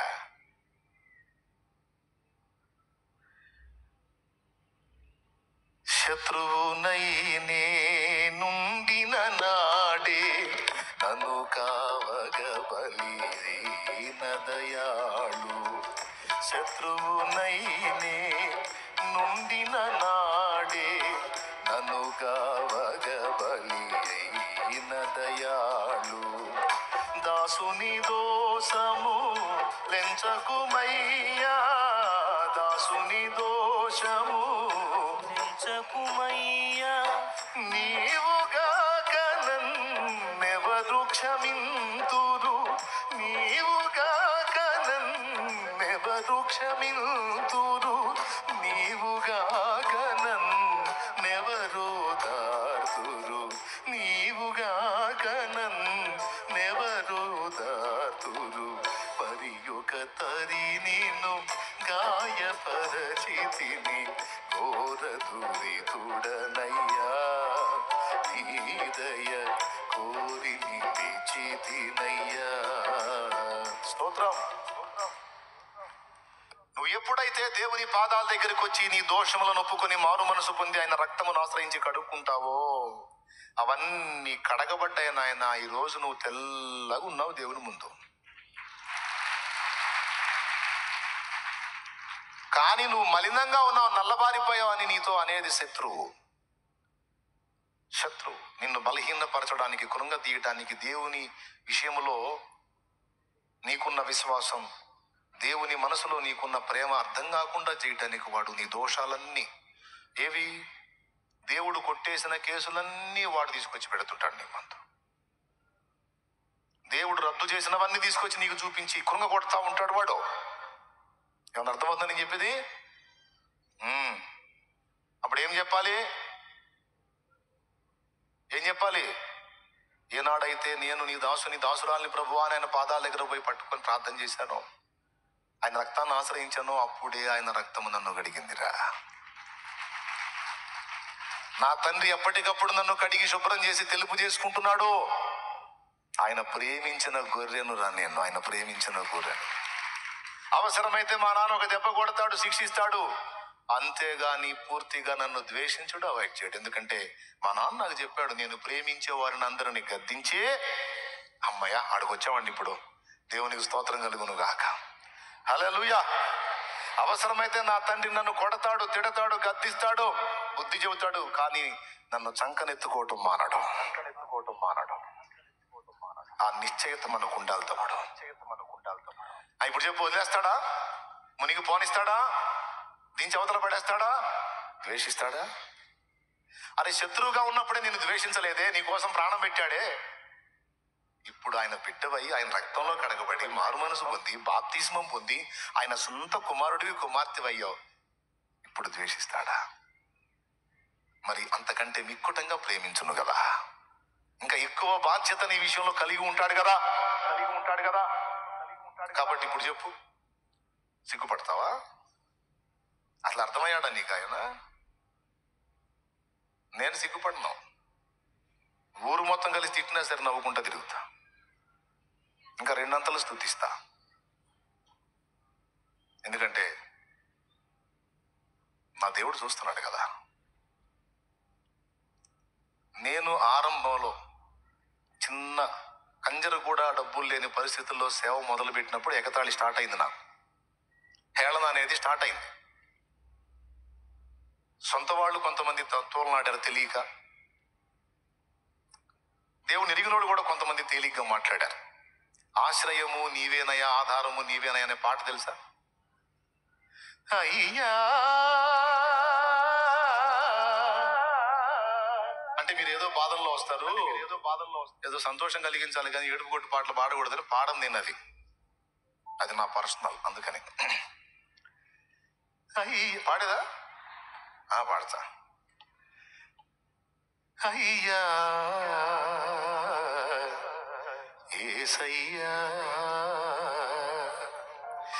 ఆశ్రయము నీవేనయా, ఆధారము నీవేనయా, ఆశ్రయము నీవేనయా, ఆధారము నీవేనయా, ఘోర పాపిని నేనయ్యా,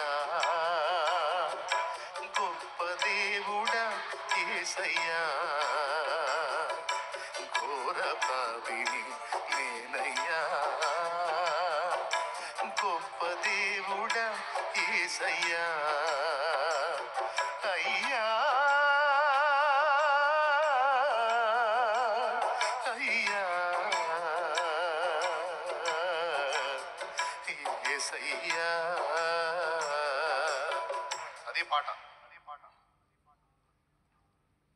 అందులో మొదటి చరణం, ఆత్మీయులే నన్ను త్రోసివేసిరి, అవమానమునే నాకు కలుగజేసిరి, ఆత్మీయులే నన్ను త్రోసివేసిరి, అవమానమునే నాకు కలుగజేసిరి, ఈటలంటి మాటలని విసురుచుంటిరి, ఈటలంటి మాటలని విసురుచుంటిరి, నా స్థితిపై జాలివారు చూపరైతిరి, నా స్థితిపై జాలివారు చూపరైతిరి, అయ్యా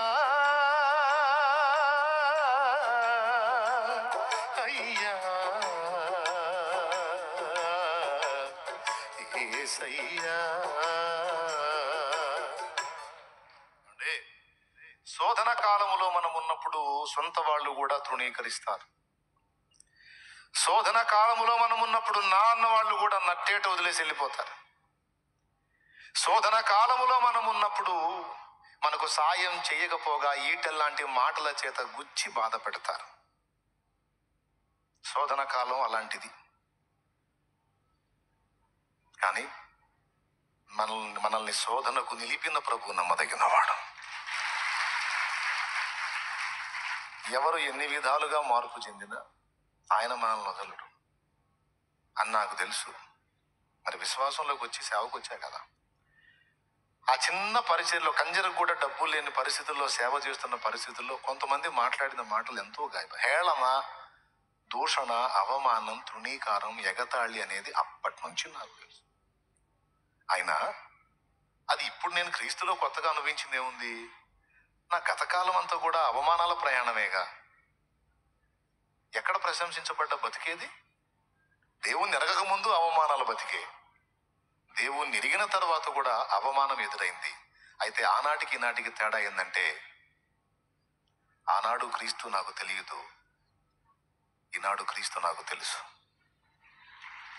నా జీవితంలో ఆనాడు ఆయన లేడు, ఈనాడు ఆయన ఉన్నాడు. Praise the Lord. నా జీవితంలో ఆయన లేడు అనేది బాగలేదులే, కానీ నా జీవితం క్రీస్తుకు ముందు నేను ఆయనలో లేను, ఇప్పుడు నేను క్రీస్తులో ఉన్నాను. కాబట్టి అప్పటికిప్పటికీ తేడా ఏంటంటే, ఆనాడు ఆయన పట్టించుకోకపోవచ్చు, కానీ ఈనాడు ఖచ్చితంగా. విచిత్రం ఏంటంటే ఆనాడు కూడా పట్టించుకొని వెతికి పట్టుకున్నాడు నన్ను. పిచ్చి మహారాజు నమ్మదగిన వాడు, దేవునికి మహిమ. అప్పటి నుంచి నేను ఇట్లా తృణీకారాలు, ఎగతాళి అనేదాన్ని అలవాటు చేసుకున్నా. సిగ్గు ఫీల్ అవ్వాల, అసలు మాట్లాడే పని లేదు. ఈరోజు నేను చెప్తున్నా, దేనిని బట్టి నీవు సిగ్గుపడే పరిస్థితుల్లో ఉన్నావో, సిగ్గు ఫీల్ అవుతున్నావో, అవమానం ఫీల్ అవుతున్నావో, నేను చెప్పింది నీకు అర్థమవుతుందో కావట్లేదో, ఇక నుంచి నువ్వు అలా ఉండదు. ఆయన వైపు చూడు. ఎదురయ్యే అవమానాలన్నీ నవ్వుకో, చిరునవ్వు నవ్వుకో. ఎందుకంటే దేవుడు నీతో మాట్లాడట్లేదా? నీకు వినపట్లేదా?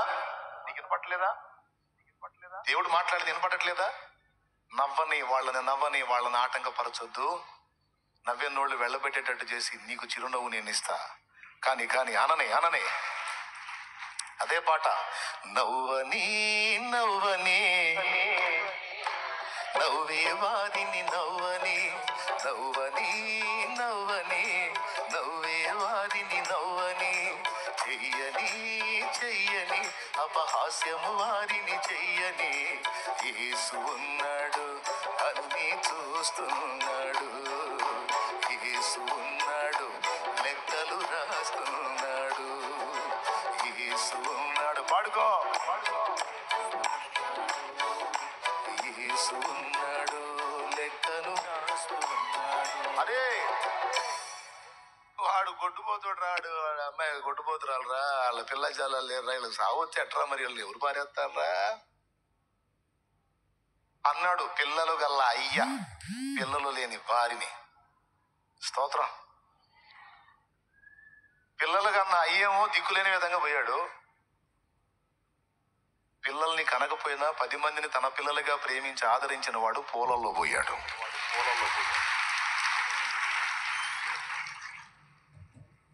తేడా ఏంటంటే, పిల్లల కన్నా అయ్య దేవుడిని నమ్ముకోవాలా, పిల్లలేని అయ్య దేవుడిని నమ్ముకున్నాడు.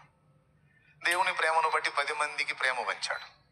సమాజంలో ఉన్న 10 మంది పిల్లలు నా పిల్లలే అనుకుని ప్రేమ పంచాడు. ఆ ప్రేమ ఏం చేసింది తెలుసా? దేవుడు నేర్పిన ప్రేమ పూలల్లో పోయేటట్టు చేసింది. దారి పొడవునా పూలే, పెట్టి నిండా పూలే. తెలుసుకోండి బిడ్డలారా. పైన కూర్చొని చూస్తున్నాడు, చిద్విలాసంగా నవ్వుకుంటున్నాడు. ఒక్కొక్కడు మాట్లాడే మాటలు, ఓడబడే పాటలు, అరే కానీ రా అనుకుంటుంటాడు. ఆయన అసలు తొందరపడ్డగా చిద్విలాసంగా నవ్వుకుంటాడు. నీ రియాక్షన్స్ ఏందో కూడా చూస్తాడు. నీ ఎవరు ఎట్టుందని నువ్వు ఏడుస్తున్నావు, మొత్తుకున్నావు అనుకో, ధైర్యపరుస్తాడే, పిచ్చిదన్న బాధపడవా అన్నీ. నేను ఒక మలుపు తీసుకున్నదాకే నడుస్తాయి. నేను మలుపు తీసుకున్నానంటే వాళ్ళకి సౌండ్ ఉండదు, వాళ్ళ నీ దగ్గరికి వస్తారు అంటాడు. కాబట్టి నువ్వు ఏ విధంగానైనా సరే నలిగిపోతుండొచ్చు బిడ్డ. దేవుడి రోజు నీతో మాట్లాడుతున్న మాట. ఆయన అంటాడు, బాధపడుతుంటే, నువ్వు సిగ్గు ఫీల్ అవుతుంటే ఆయన ఏమంటాడు తెలుసా? ఆయన స్వరం నీకు వినే అనుభవం ఉంటే ఆయన ఏమంటాడు తెలుసు? నీతో నీ దగ్గరకు వచ్చి, నేను తెలుసా నీకు అంటాడు. నన్ను ఎరుగుదువా? నేనేంటో తెలుసా? తెలుసు ప్రభు. మరి తెలిస్తే ఏంది అవతారం? లే, సంతోషంగా ఉండు, సంతోషంగా ఉండు. నేను తెలుసు అన్నావుగా, నేను చేసే కార్యం నేను చేస్తా. నమ్మితే నువ్వు ప్రశాంతంగా ఉండు. దుఃఖముఖిగా ఉండొద్దు, సంతోషముఖిగా ఉండు, ఆనందముఖిగా ఉండు. నా బిడ్డ నువ్వు ఎప్పుడూ కళకళలాడుతూ ఉండాలా నాకు అంటే. నేను ప్రేమించు వారిని అందరినీ గద్దించి శిక్షించుచున్నాను. అసలు పనిష్మెంట్ ఇచ్చాడంటేనే, శిక్ష ఇచ్చాడంటేనే, గద్దింపు ఇచ్చాడంటేనే పిచ్చలవ్ అని అర్థం. స్తోత్రం. అసలు నీకేదన్నా కోటింగ్ వచ్చిందంటేనే నీ మీద పిచ్చలవ్ ఆయనకి. లవ్ లేదనుకో అస్సలు గదిలించండి నిన్ను. నువ్వు ఎంత మిడివేలంగా ఊరేగు, నడవంతరంగా ఊరేగు, ఎంతైనా మిడిసిపడు, అస్సలు గదిలించండి నిన్ను. అసలు టచ్ కూడా చేయడు. శిక్ష రాదు, గద్దింపు రాదు, ఏం రాదు. హ్యాపీగా ఉంటుంది. ఉండి ఉండి ఒకసారి పోతావు. స్తోత్రం. ఏమైనా అర్థమైందని చెప్పింది? ఎందుకు అర్థం కదా? అర్థమైంది. అదే నిన్ను పిచ్చిగా ప్రేమించాడు అనుకో, పిచ్చి చేష్టాలు చేయనీయుడు. చేయకపోతే దవడడు తిరిగి వచ్చింది. స్తోత్రం. ఓకేనా? ఆయన మన నాయన, మన నాయన. మన నాయన దగ్గర ఏముంది? ప్రభువు గొప్పవాడును, అధిక శక్తి సంపన్నుడు. ప్రభువు గొప్పవాడును, అధిక శక్తి సంపన్నుడు. జ్ఞానమునకు ఆయనే మితియులేని వాడని. జ్ఞానమునకు ఆయనే మితియులేని వాడని. దేవునికి స్తోత్రము గానము చేయుటయే మంచిది. మనమందరము స్తుతి గానము చేయుటయే మంచిది. హల్లెలూయా. చెప్పండి, మీ నాన్నెవరు? సరే కానీ ఆయన ఏమై ఉన్నాడు? ఆయన జ్ఞానం. అది కదా ఇప్పుడు వాడింది. మీరేం పాడతారు? పాయింట్ పట్టుకోరు. జ్ఞానమునకు మితి లేని వాడు మేధావి, మహా అనంత జ్ఞాని. కాబట్టి తగిన కాలం ముందు నీకు ఇచ్చే ఆలోచన నీకు ఇస్తాడు. తప్పకుండా నువ్వున్న పరిస్థితికి వ్యతిరేకంగా నిన్ను తీసుకెళ్తాడు ఆయన. ఏం చింతపడద్దు, ఏం కృంగిపోవద్దు. అంతే. నేను అదే అనుకుంటాను. ప్రతికూలత వచ్చినప్పుడు మా నాన్న జ్ఞానవంతుడు. మళ్ళీ పాట వస్తుంది. ఈ పాటలు ఎక్కువ అయ్యి వచ్చిందే గొడవ నాకు అసలు. జ్ఞానమంతయు వదిలేరా, పట్టు తొందరపడేతాను. పాడు చేసి మేలుగా అమ్య కాననైతి నీ నాయన. ఏమన్నాడు? జ్ఞానమంతయు పాడు చేసి కాననైతి నీ. నీవు జ్ఞానము గల తండ్రి వంచు జ్ఞప్తి వచ్చే నాయనా. జ్ఞానం అంతా పాడు చేసుకొని పిచ్చోడిని అయిపోయాను, ఏంది నా పరిస్థితి అని అనుకుంటుంటే, అవును నేను పిచ్చోడిని కానీ మా అయ్య కాదుగా, మా నాన్న ఉన్నాడుగా. నాకు ఆలోచన చెబుతాడు. ఆయన దగ్గరికి పోతా. నన్ను దిద్దుము చిన్న ప్రాయము సన్నుతుండగు నాయనా. అట్లా కదా మనం రావాల్సింది ఆయన దగ్గరికి. నాయనా, సొంత విడియాలు వేసి, సొంత ఆలోచనలు వేసి, ఎర్ర వీగి, మిడివేలంగా ఊరేగి ఈ గతి పట్టా. నా ఎందుకు కనికరపడి నాన్న, నన్ను సరి చేసుకున్నానా, నన్ను దిద్దునానా, పిచ్చెక్కుతుంది నాన్న, కన్నీళ్ళే అన్నపానాలైనా నాన్న, అవమానాల్లో ప్రయాణం చేస్తున్నాను నాన్న, నా ఎందుకు కనికరపడి నాన్నని నువ్వు ఆయన దగ్గరికి రావాలి. అప్పుడు నీకు ఆయన జ్ఞానాన్ని అనుగ్రహిస్తాడు. అప్పటిదాకా నీకు మెరవని మెరుపు అప్పుడు మెరిసింది. అప్పుడు తిరిగి తొక్కటాన్ని. హల్లెలూయా. ఏం తెలుసు మీ నాన్న గురించి నీకు? చెప్పు. మీ నాన్న ఎవరు? జ్ఞానవంతుడేను నాన్న. రెండోది, మీ నాన్న ప్రేమ గల నాన్న. తెలుసా నీకు ఎంత ప్రేమ? ప్రాణం పెట్టినంత ప్రేమ. నువ్వు ఎన్నోసార్లు ఆయన మర్చిపోయావు, కానీ ఒక్కరోజు కూడా ఆయన నిన్ను మర్చిపోలేదు. నువ్వు ఎన్నోసార్లు ఆయన విడిచి తిరిగావు, కానీ ఒక్కరోజు కూడా ఆయన నిన్ను ఎడబాయలేదు. దారి తప్పి తిరగకూడని త్రోవలో నువ్వు తిరుగుతున్నా అపవాది ఉచ్చుల్లో నువ్వు ఇరుక్కోకుండా నిన్ను తప్పిస్తూ వచ్చాడు. నీకు తెలుసా సంగతి? నీకు తెలుసా? ఎందుకు తెలుసా? నువ్వు ఆయన్ని ప్రేమించడం కదా, ఆయన నిన్ను ప్రేమిస్తున్నాడు. ఆయన నిన్ను పిచ్చిగా పిచ్చిగా పిచ్చిగా పిచ్చిగా నువ్వు ఎరిగి ఉండాలని, నువ్వు ఎరిగి ఉండాలని అది తెలుసుకొని ఉండాలి. అది తెలుసుకొని ఉండాలి. మీ నాన్న బలవంతుడు, మీ నాన్న బలవంతుడు. ఏదైనా సాధించడానికి శక్తి గలవాడు, సాధించడానికి శక్తి గలవాడు. మీ నాన్న ఆలోచనకర్త, మీ నాన్న ఆలోచనకర్త. మీ నాన్న ప్రేమించడమే కాదు, ప్రేమను బట్టి కొన్నిసార్లు నేను శిక్ష కూడా అప్పగిస్తాడు, కొడతాడు. శిక్ష కూడా అప్పగిస్తాడు, కొడతాడు. నిష్కారణంగా నువ్వు శ్రమ పడుతుంటే విడిపిస్తాడు. కావాలని కొన్నిసార్లు నీ మూర్ఖత్వాన్ని బట్టి శిక్షకు అప్పగించి నిన్ను సరి చేసుకొని మళ్ళా లేవనెత్తుకుంటాడు. కాబట్టి దేన్ని బట్టి సిగ్గుపడుతున్నావు ఇప్పుడు చెప్పు?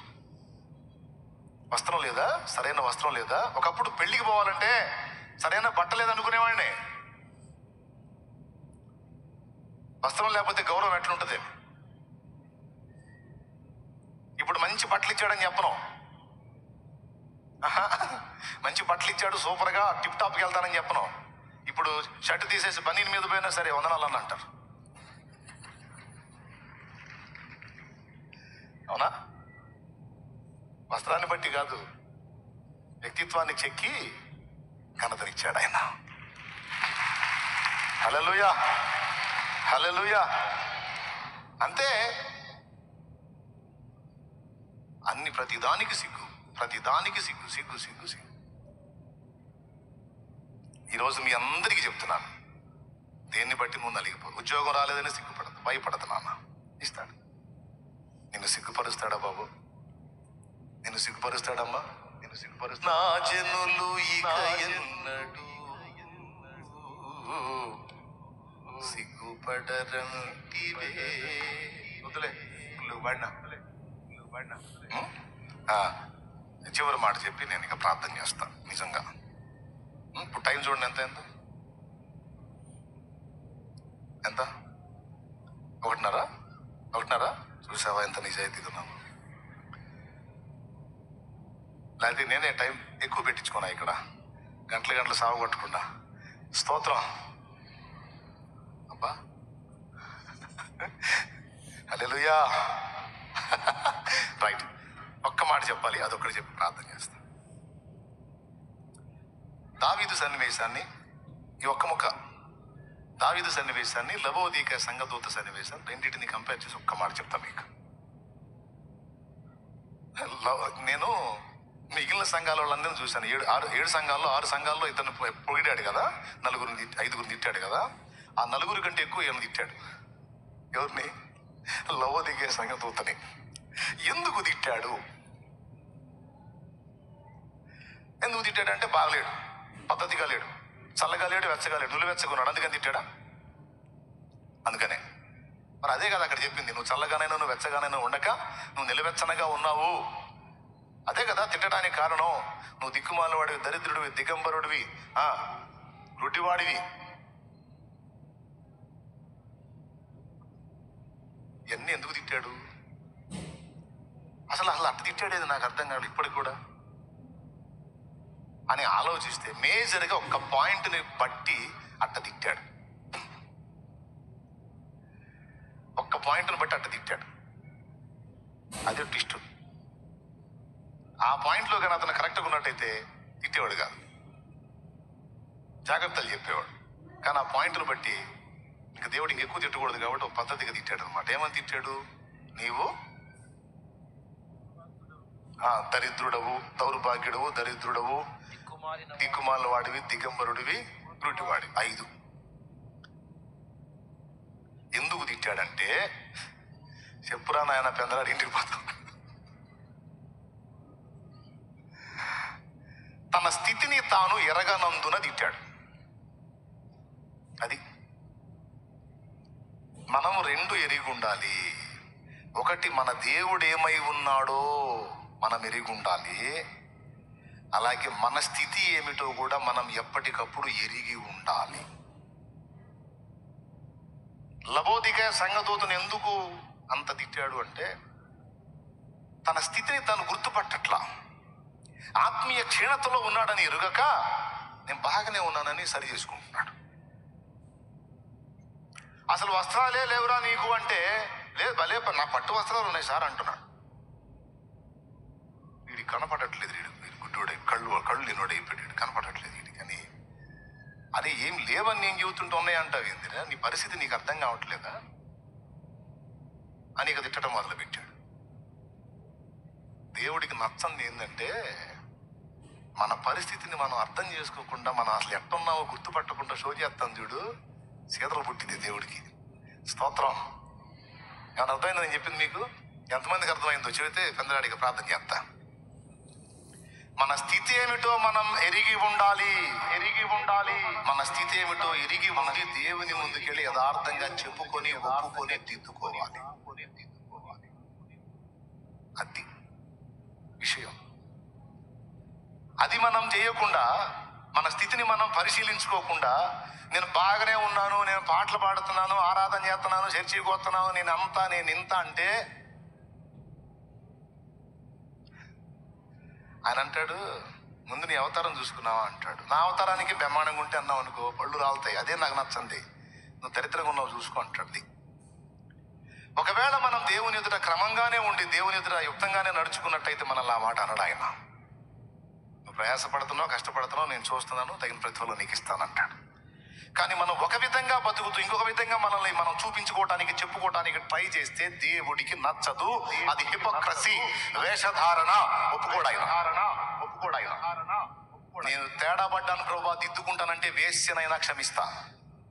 నా బ్రతుకు మార్చుకుంటానయ్యా, నీ రక్తంలో కడుక్కుంటాను ప్రభువా, నేను గొప్ప పాపిని ప్రభువా, వేశ్యని ప్రభువా, అయ్యా నన్ను క్షమించని యథార్థంగా ఒప్పుకుంటే సుంకర్ని క్షమిస్తా, వేశ్యని కూడా క్షమిస్తా. కానీ వేషధారిని క్షమించను. వేషధారణ నచ్చదు నాకు. ఈ లవోదికయ సంఘము వేషధారణకు ప్రసిద్ధి.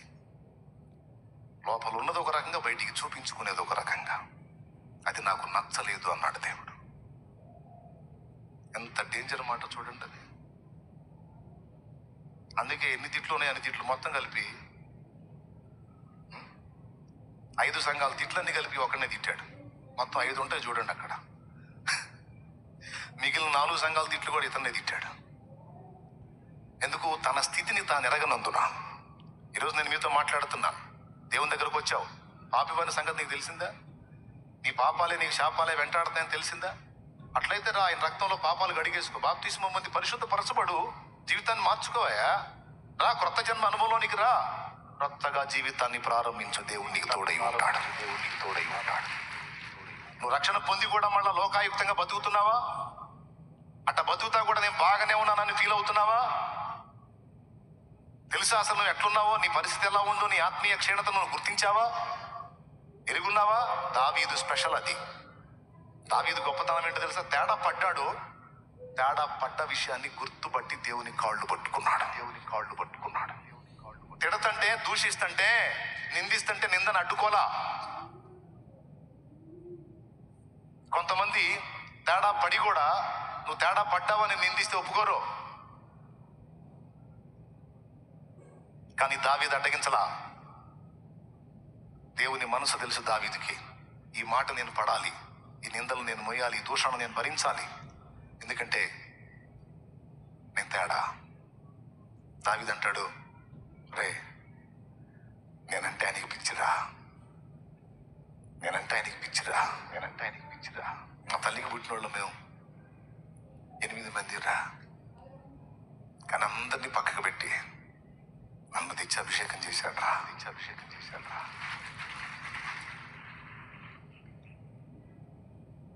ఎవరి ఆదరణ లేకుండా ఒక అమ్మ ప్రేమ తప్ప అందరూ పెత్తనం చేసి ఆఖరుండ్రా నేను.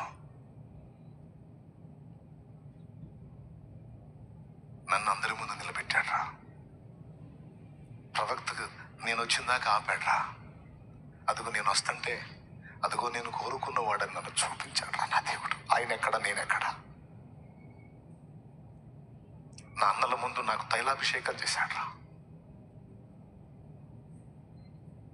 బలవంతుడైన సౌలు ఆ చేతిలో నన్ను పడకుండా అనుక్షణం నీడలో నన్ను వెంటాడి కాపాడాడ్రా. నన్ను చంపాలనుకున్న వాడి ప్రాణములు 2 సార్లు తీయడానికి నాకు అవకాశం ఇచ్చాడు. తీస్తానో లేదని చూశాడు. నేను తీయనందున సంతోషించాడు రా. ఇప్పుడు వదిలిపెట్టాడు రా నన్ను. ఎండకెండి వానకు తడిసి అరణ్యంలో క్రూర మృగాల చేతుల్లో ఎన్నోసార్లు పడబోతే నన్ను తప్పించి ఈ బలహీనమైన చిన్న చేతులతో వాటిని చీల్చే బలాన్నిచ్చి నన్ను నిలబెట్టాడు రా నా దేవుడు.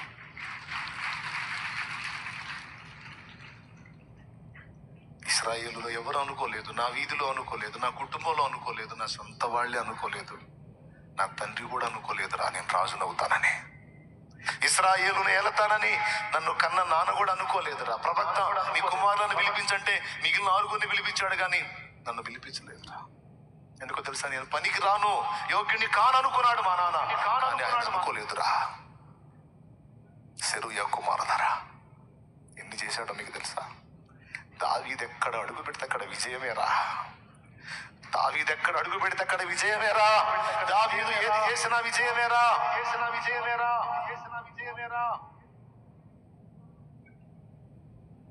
పిచ్చిరా నేనంటే నా దేవుడికి, ప్రాణంరా నేనంటే.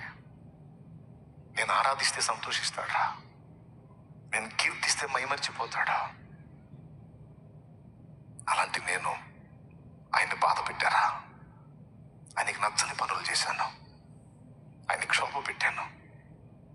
నేను ఇలా అవుతాను, ఇలా అడుగేస్తాను అనుకోలేదు ఆయన, కానీ అలా చేశాను నేను. ఇప్పుడు నన్ను ప్రేమించిన వాడే నా మీద కోపడుతున్నాడు రా. నన్ను కొట్టాడు, న్యాయమే. కొట్టిన వాడి దగ్గరకు తీసుకుంటాడు, ఆగండ్రా. కొట్టిన వాడే మళ్ళా నన్ను చేరదీస్తాడు, కొంచెం ఆగండ్రా. పడనీయండ్రా, 4 మాటలు పడనీయండ్రా, కొన్ని బాధలు పడనీయండ్రా. నన్ను గర్వినైపోయాన్రా, అహంకారం అయిపోయాన్రా, నా మొదటి స్థితిని మర్చిపోయాన్రా. మళ్ళా తెచ్చాడ్రా నన్ను కొండలకి, మళ్ళా తెచ్చాడ్రా నాకు అవమానకరమైన గతకాలపు అనుభవాలకి మళ్ళా తెచ్చి నా గతాన్ని గుర్తు చేస్తున్నాడ్రా. ఇది చేస్తున్నాడంటే అర్థం ఏంటో తెలుసా? మళ్ళా నన్ను సింహాసనం ఎక్కించబోతున్నాడు. నేను ఉన్నదన్నట్టు నా దేవుని ముందు ఒప్పుకుంటున్నాను రా. నా దేవుడు ఎప్పుడు న్యాయవంతుడే, నేనే తేడా. నా దేవుడు ఎప్పుడు న్యాయవంతుడే, నేనే తేడా. నా దేవుడు ఎప్పుడు అన్యాయం చేయడరా. ఏదైనా జరిగితే నా వల్ల జరిగింది, ఆ దోషం నాది, ఆ పాపం నాది. వాడు నా బుద్ధురా, వాడు నా బుద్ధు. తిట్టునేయండి. సిగ్గుని తృణీకరించి అవమానాన్ని స్వీకరించాడు దావీదు. ఈరోజు నువ్వు దేన్ని బట్టి కూడా, అది ఆత్మీయంగానైనా భౌతికంగానైనా సిగ్గు ఫీల్ అవుతావు. ఆయన్ని తెలుసుకో, ఆయన ఎరుగు. నిన్ను నువ్వు ఎరుగు. నువ్వు ఎలా ఉన్నావో చూసుకో, ఎప్పటికప్పుడు పరిశీలించుకో, ఎప్పటికప్పుడు నిన్ను నువ్వే వెతుక్కో. మనకు అలవాటు ఏంటో తెలుసా? ఇతరుల మీద నేరారోపణ చేస్తాం. వాళ్ళు వీళ్ళు తేడా, వాళ్ళు అలా వీళ్ళు ఇలా అని. అది ఇష్టపడ్డాడు దేవుడు. నీ కంటిలో నన్న దూలమనించక నీ పొరుగువాని కంటిలో నన్న నలుసును నువ్వు ఎందుకు ఎంచుతున్నావని దేవుడు ప్రశ్నిస్తాడు. కాబట్టి ఎదుటి వాళ్ళని ఆరోపించే ముందు, ఎదుటి వాళ్ళని ఆక్షేపించే ముందు, ఎదుటి వాళ్ళని నిందించే ముందు దయచేసి మనం ఎలా ఉన్నామో ఒక్కసారి చూసుకుందాం, దిద్దుకుందాం. 2, మనం ఎరిగి ఉండాలి. నెంబర్ 1, మన దేవుడిని ఎరిగి ఉండాలి. నెంబర్ 2, మనల్ని మనం ఎరిగి ఉండాలి. మన లోపాలేంటో, మన పాపాలేంటో, మన పొరపాట్లేంటో మనం ఎరిగి దిద్దుకోవాలి. అలా ఎరిగి మనం ఆయన దగ్గరికి వెళ్ళామనుకో, దేవా నేను తేడాగా ఉన్నాను, నాకు అర్థమవుతుంది, దయచేసి నన్ను కనికరించు అన్నావు అనుకో, ఏం చేశాడు తెలుసా? తప్పిపోయిన కుమారుని తండ్రి ఏం చేశాడో అది చేస్తాడు నిన్ను. తప్పిపోయిన కుమారుడు యథార్థంగా తండ్రి దగ్గరికి వచ్చి తన దోషాన్ని ఒప్పుకుందాం అనుకున్నప్పుడు, ఆ తప్పిపోయిన కుమారుడు విషయంలో తండ్రి ఏం చేశాడు? దగ్గరకు తీసుకొని మెడ మీద పడి ముద్దులు పెట్టుకున్నాడు. అవునా? దేవా నీ ఆలయంలోకి వచ్చేదానికి నేను యోగ్యుని గాను, నేను సుంకర్ని, నేను పాపిని ప్రభా, ఆకాశం వైపు కళ్ళెత్తడానికి కూడా భయపడుతున్నాను దేవా అని బాధపడ్డవాడిని ఆమోదించాడు, అంగీకరించాడు. నేను యోగ్యుణ్ణి అని వచ్చి బిల్డప్ ఇచ్చిన వాడిని తృణీకరించాడు దేవుడు. ఎంతమందికి అర్థమైంది బిడ్డలారా? నువ్వున్నది ఉన్నట్టు ఎరిగి, నీ దోషాలు గుర్తెరిగి, నీ పొరపాట్లు గుర్తెరిగి, నువ్వు ఎక్కడ తేడా పడ్డావో, ఎంత దిగజారిపోయావో ఎరిగి దిద్దుకొని మళ్ళా నువ్వు ఆయన దగ్గరికి వస్తే నిన్ను మరలా ఎత్తుకుంటాడు ఆయన.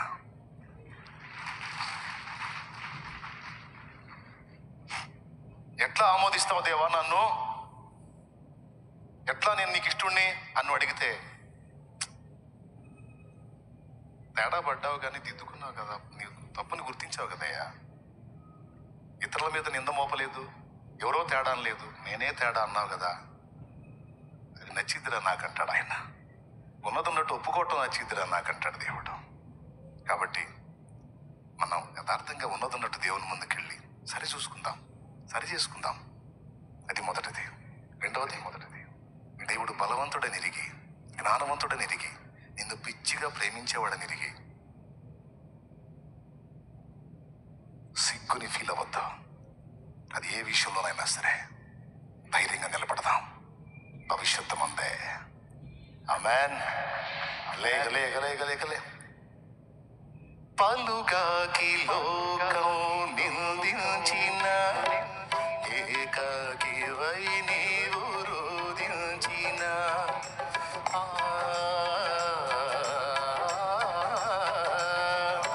పలుగాకి లోకం నిందించిన ఏకాకివై నీవు రోధించిన అవమాన పర్వాలు ముగిసేనులే, ఆనంద గీతాలు పాడేవులే. నవ్వినోళ్ళంత నీ ముందు తలను వంచేరు ఇక ముందు, నవ్వినోళ్ళంత నీ ముందు తలను వంచేరు ఇక ముందు. ఉందిలే దీవెనా ఎందుక వేదన, పొందిన యాతన దేవుడి పరచున. కన్నుల జారిన నీళ్ళు గడిపెను దేవుని పాదాలు, ఇప్పటి నుండి నీ కళ్ళు చూచును దేవుని కార్యాలు. నీ కన్నుల జారిన కన్నీళ్ళు గడిపెను దేవుని పాదాలు, ఇప్పటి నుండి నీ కళ్ళు చూచును దేవుని కార్యాలు. ఉందిలే దీవెనా ఎందుక వేదన, పొందిన యాతన దేవుడి మరచునా. రండి, రెండు చేతులెత్తి ప్రార్థన చేద్దాం దేవునికి. హల్లెలూయా. పరిశుద్ధ ప్రభువా, నీకు స్తోత్రము. ఈ శుభవేళ నీవు మాతో మాట్లాడి మమ్మల్ని దిద్దుబాటు చేసి, సిగ్గుపడనక్కరలేదు, నీ తల ఎత్తువాడను నేను అని వాగ్దానం చేసి మరొకసారి ధైర్యపరిచినందుకు, ప్రోత్సహించినందుకు, నిబ్బరపరిచినందుకు నీకు స్తోత్రము నా తండ్రి. స్తోత్రం. నీవు మాట్లాడితే మాకు వెలుగు కలుగుతుంది, ధైర్యం కలుగుతుంది, బ్రతకాలనిపిస్తుంది, ఆదరణ దొరుకుతుంది నాయనా. నీకు స్తోత్రమయ్యా. ఇక లెక్క చేయను ప్రభువా, ఎవరేమనుకున్నా నేను లెక్క చేయను. ఎవరిని నిందించుకున్నా, ఎవరెంత సిగ్గుకరంగా మాట్లాడినా అవన్నీ నాకు పూలుగా నువ్వు నెత్తనేస్తానన్నావు. అది ఏ రూపంలో ఎవరు దూషించినా, ఎవరు నిందించినా, ఎన్ని రకాలుగా నేను తిట్లు తిన్నా, వాటన్నిటినీ ఆ మాటల్ని పూలుగా మార్చి దండల్ని నీ మెళ్ళేస్తానని నువ్వు అన్నావు. Thank you. దిద్దుకుంటా, నా బతుకు కూడా దిద్దుకుంటా ప్రభువా. దిద్దుకుంటా, సరి చేసుకుంటా, నా లోపాలు కూడా సరి చేసుకుంటా, ఒప్పుకుంటా, నా పాపాలు కూడా ఒప్పుకుంటా, కడుక్కుంటా, నీ రక్తంలో కడుక్కుంటా. నీ బిడ్డగా బతుకుతా, పరిశుద్ధునిగా బతుకుతా, పరిశుద్ధురాలిగా బతుకుతా. ఇక నా కార్యాలు నువ్వే చూసుకో, నా పరిస్థితులు నువ్వే చూసుకో. నా ఘనతలు నీవే, నా అవమానాలు నీవే, నా నిందలు నీవే, నా ప్రశంసలు నీవే, నా సంతోషము నీవే. నీకే స్తోత్రాలు. యేసు నామములో పొంది ఉన్నాము తండ్రి. పరలోకమందున్నావా తండ్రి, నీ నామం పరిశుద్ధపరచబడును గాక, నీ రాజ్యం మాకొచ్చు గాక, నీ చిత్తం పరలోకమందు నెరవేర్చినట్లు భూమి యందు నెరవేరును గాక. మాకు కావలసిన అనుదిన ఆహారం నేడు మాకు దయచేయి. మా పట్ల అపరాధం చేసిన వారిని మేము క్షమించున్న రీతి మా అపరాధం క్షమించు. మమ్మల్ని శోధంలోనికి తేక, దుష్టి నుండి, కీడు నుండి తప్పించు. ఎందుచేతనగా రాజ్యము, బలము, మహిమ, శక్తి సర్వం నిరంతరం నీవై ఉన్నావు తండ్రి. మన తండ్రి అయిన దేవుని ప్రేమ, ఆయన ప్రియ కుమారుడు, మనందరి ప్రాణప్రియుడైన యేసయ్య శాశ్వత నిత్య కృప, పరిశుద్ధాత్మతోడి మనోహర దివ్య సహవాసం, సమాధానం సమకూడిన మనకు సకల పరిశుద్ధులకు సార్వత్రిక సంఘమంతటికి సదా తోడై నిత్యత్వంలో మనం చేరు పర్యంతం మనల్ని నడిపించును గాక. ప్రియ బిడ్డలారా, దూర